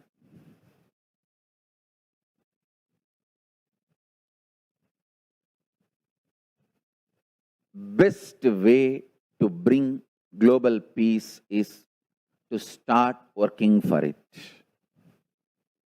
Individual level, social level, global level, let us start working for it. If you are in a country which I listed out, which I read out, want to form the micronation, please contact us immediately. If you are in a country which I did not list, but you want to support this project, please contact Jnanatma through that mail ID which I have given. I will project that link now. Again, please understand, let us establish at least 1,000. See, we are working for 2,000.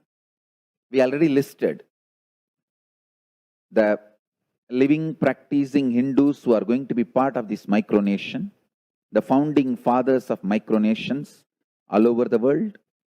First and foremost thing, everything has to be done as per the constitution of the country you exist, within the legal framework, within the legally allowed freedom. Understand? The purpose of these micronations is to bring global peace. I don't want anyone to create conflict by creating this micronation. The purpose of the micronation is to bring global peace. So whoever is interested in really working working for global peace responsibly, spreading oneness, the great Hindu principles, and creating not only individual peace by creating a not only creating individual peace by meditation, unclutching, creating an ecosystem where the global peace can start manifesting. Living global peace, loving global peace, spreading global peace. So the purpose of these micronations is to bring global peace. By next year, 2021, International Day of Peace, we want to have 2021 micronations. We are looking 2021 number by 2021, but at least we want to make 1,000 into reality. See, the goal is 2021, but I want to make it at least 1,000 into reality. We can register 2021 before 2021 International Peace Day, and at least 1,000 we can get recognition.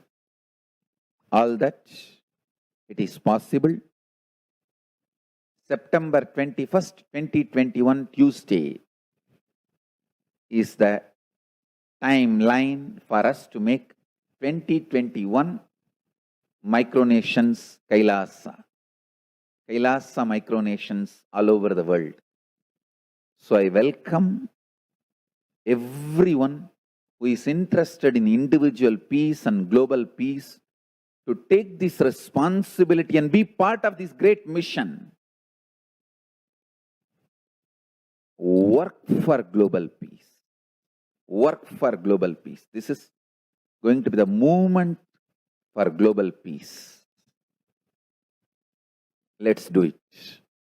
Let's really do it.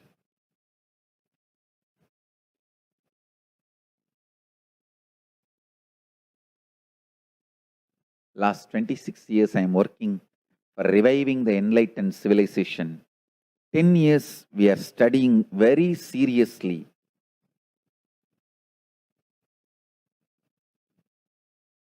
the concepts of various communities. See, in 2005, I created a community in Duarte in Los Angeles, enlightenment-based community. In 2000,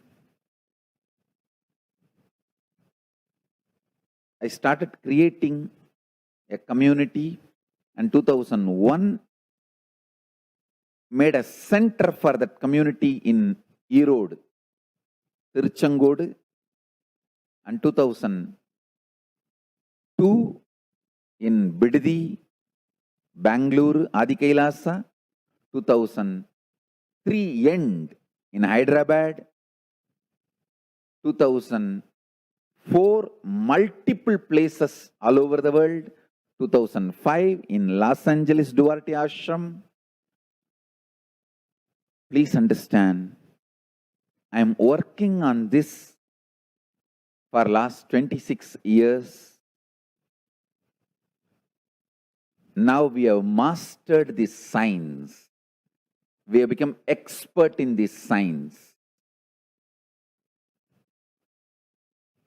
So, last 10 years we thoroughly studied legal and various implications, and especially last 2 years, getting to the ground and collecting legal opinions and practically how the communities are successful, everything. The whole knowledge is ready. And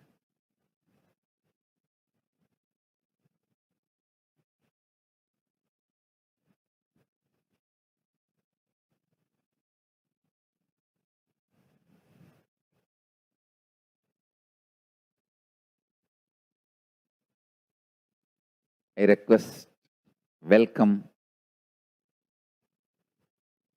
all the living, practicing Hindus from all over the world to be part of this great responsibility, bringing global peace to planet Earth by reviving Kailasa, the enlightened civilization, by making 2021 micronations by 2021, September 21, International Day of Peace. Last 26 years of our experience has given us a solid understanding how legally, politically, socially, individually, these micronations can be manifested as a reality and sustained. So with this expertise, we are entering into this great responsibility of manifesting this 2021 micronations by 2021, September 21st.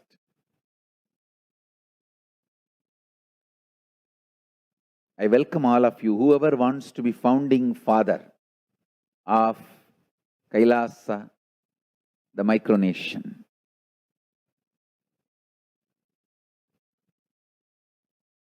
The Hindu micronations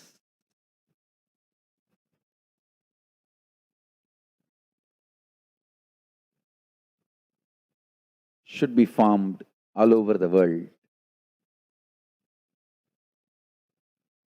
So we stand for the grand narrative of Hinduism, global peace, and the enlightenment signs of Hinduism.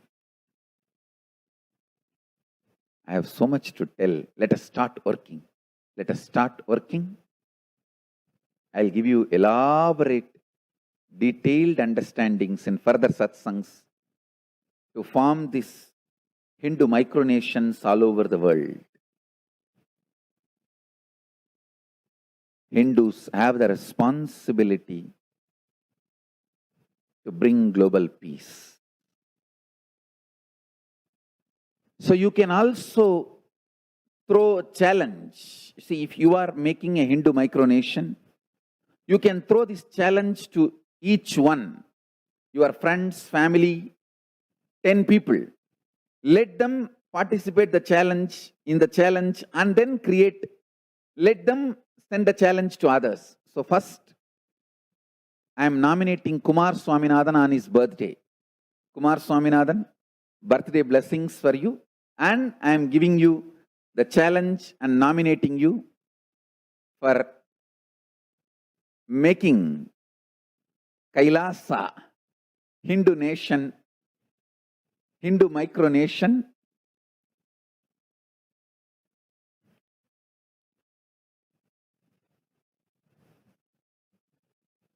listen.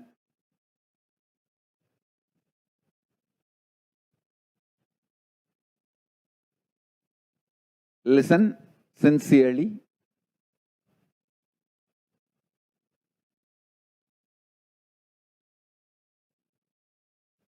I welcome all the living and practicing Hindus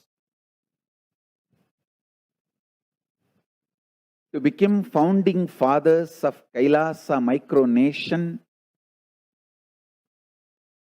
in your countries.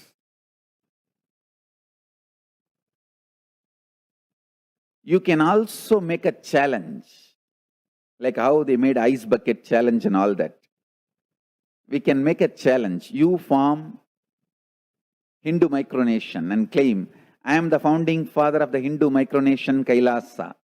And then you can invite your family, friends for a challenge, 11 people. You form and you challenge 11 people and they also form and they spread. So let us start spreading. So first, I am nominating and sending the challenge to Kumar Swaminathan. Kumar Swaminathan, birthday blessings for you. And I want you to form the Hindu micronation in US. Now, you form and you send the challenge to other 11 people. Let them form and let them send the challenge to other 11 people. Let us make 2021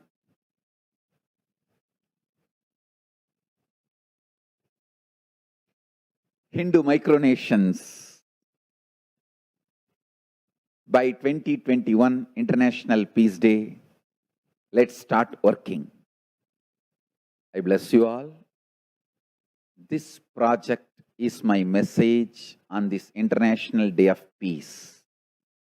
Let us start working for global peace instead of just talking.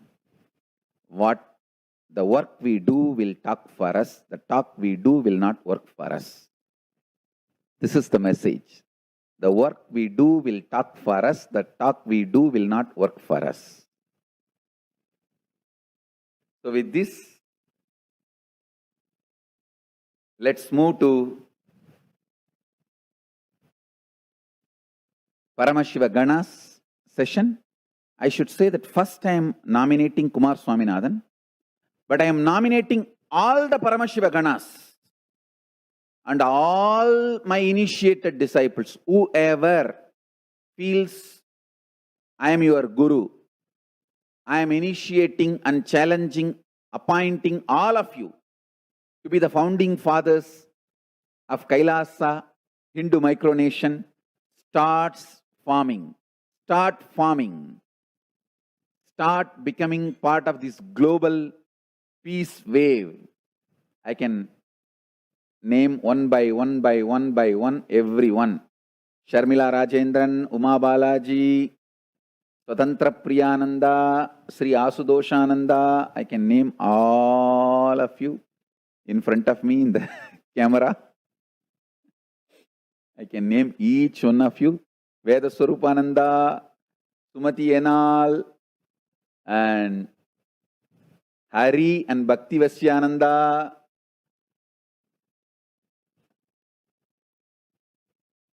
Essence of today's satsang is global peace is responsibility of Hindus.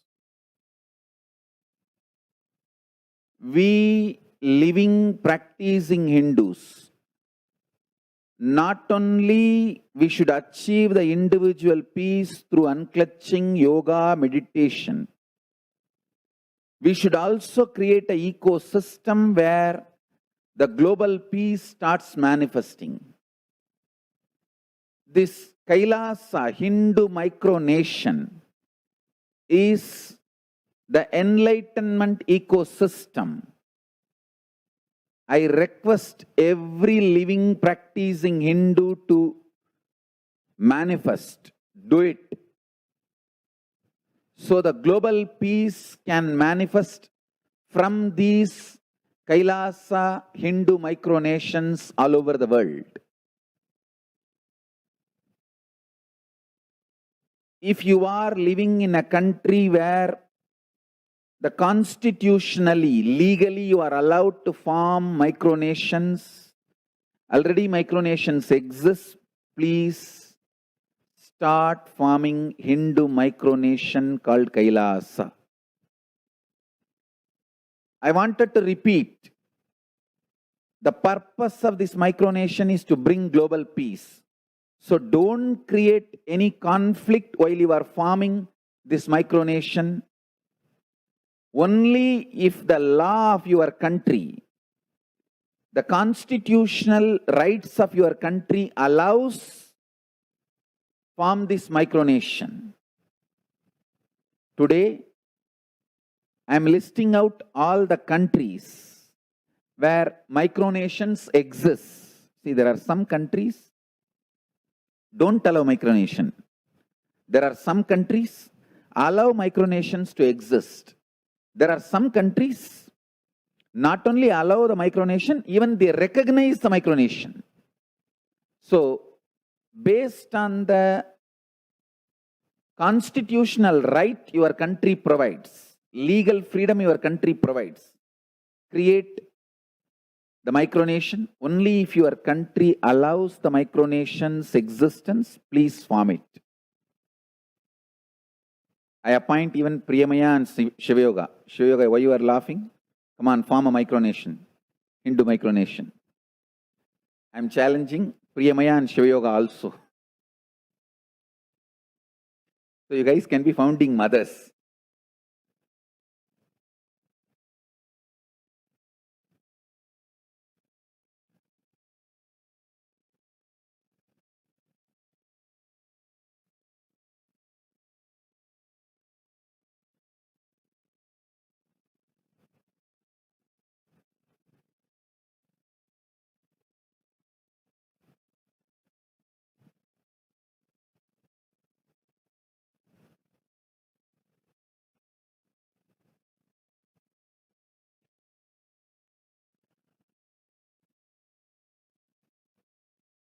So each name I can read out a long list. Wow. Everyone in front of me. Vinayaka, Lakshmi Devineni, Sonali Gupta, Mahadeva Swarupa, Rekha Patak, Jayavardhan Vijayaswamy, Sri Sadashivatma, especially the countries where it is legally allowed. The list of the 40 countries I read out where legally allowed, you can start forming directly. We already have a detailed legal opinion from top lawyers with their Supreme Court judgments. You can reach out to us through this email. Please send us, contact us. We will give you the details and support you to form the micronation. Vinesh, Sanjay Verma, Muktikananda, Divya Rathore, Sarita Pasupaleti, Banu Patel, Sangalpitan Paramartha, Sri Sadashiva Priyananda, Vaishali, all. Let's start forming. Let's bring global peace as a lifestyle for planet Earth.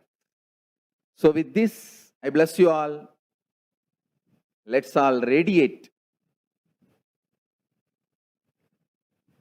with integrity, authenticity, responsibility, enriching, causing, living Shuddhatvaita Saivam, the state, space, powers, being, superconsciousness,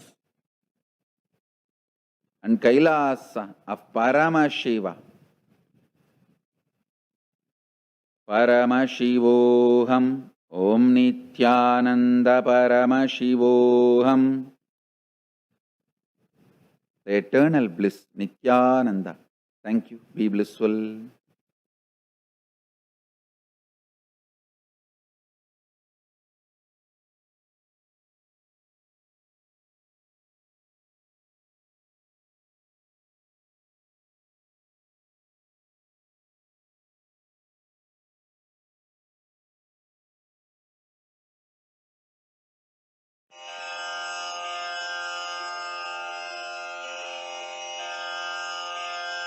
Shri कैलासोन्नतद्वादशान्त Shyamala पीठारूढ Shri Meenakshi सुन्दरेश्वरा भिन्न स्वरूप परशिवपुत्र रत्न कुमार गुरुमण्यतुल्यावतार श्री पार्वती स्तन्यपानलब्ध दिव्य ज्ञान विश्रुत सकल निगमागम सारभूत द्राविड वेद प्रवक्त्रे श्रीमत् परमशिव करुणा समधिगत मुक्तामय चतुरश्रयान गीयमान छत्र चामर श्रीचिह्न काहलादि समस्त बिरदावल्यलङ्कृत ज्ञान विज्ञान चक्रवर्ती सर्वजन संघ सद्यो निर्वाण दीक्षा व्ययापवर्ग वर्ष विश्राण जीमूत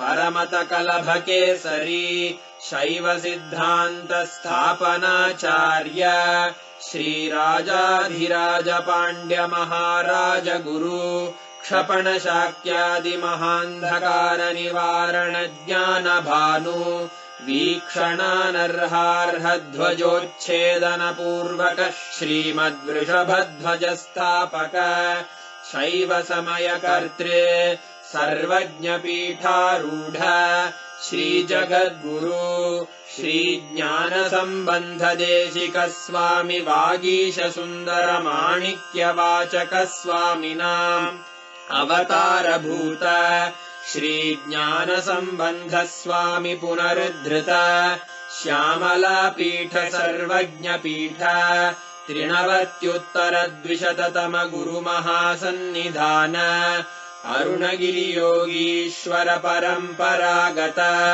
अरुणाचल सर्वज्ञपीठ गुरुमहासन्निधान कैलास परम्परागत काञ्ची कैलास सर्वज्ञपीठ 33 गुरुमहासन्निधान नित्योत्सव नित्यमङ्गल नित्यकल्याण नित्यरजित कैलास परम्परागत आदि कैलास नित्यानन्दपीठ महासंस्थान महासिंहासन पीठकर्तः साक्षात् श्री परमशिव समुद्भूत कैलास परम्परागत वैवस्वतमनु इक्ष्वाकु हरिश्चन्द्र भगीरथ श्रीरामचन्द्र शूरसेन इत्यादि अनवच्छिन्न सार्वभौम चक्रवर्ति परम्परागत 64 योगिनी मण्डित 64 सम्प्रदाय प्रवर्तक मनुधर्मशासन सूर्यवंश प्राप्त सर्वज्ञपीठ सुराङ्गी साम्राज्य मूर्धाभिषिक्त चूडामणे साक्षात् श्री परमशिव समुद्भूत कपिल महागुरु पुनरुद्धृत महानिर्वाणिपीठ 800 श्री महामण्डलेश्वर साक्षात् श्री परमशिव सिंहासनाभिषिक्त समस्त गणनायक श्री महागणपति समारंभ अनवच्छिन्न पीठाधीश्वर गुरु परंपरा प्राप्त अटल पीठ 800 श्री अटल पीठाधीश्वर धर्म मुक्ति स्वर्गपुर स्वर्ण पीठ 23 गुरु महासन्निधान कैलास परम्परागत आदिपीठ सर्वज्ञपीठ जगद्गुरो श्री कैलास पुनरुद्धारक श्री कैलास परमाचार्य श्रीमत्परमहंस परिव्राजकाचार्य वर्य सच्चिदानंद प्रणव स्वरूप श्रोत्रिय ब्रह्मनिष्ठ श्रीमज्जगद्गुरु श्रील श्री भगवत् श्री नित्यानंद परमशिव श्री ज्ञान संबंध देशिक परमाचार्य स्वामिन् अत्रागत्य परिपाल्य च अस्मान् विज्ञान वितरणेन विजयी भव जय जय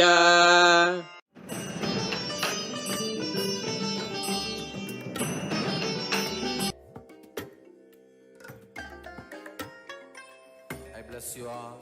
Let you all open all your 3 eyes and manifest the powers of Mahasadashiva. Om Nithyananda Paramashivoham.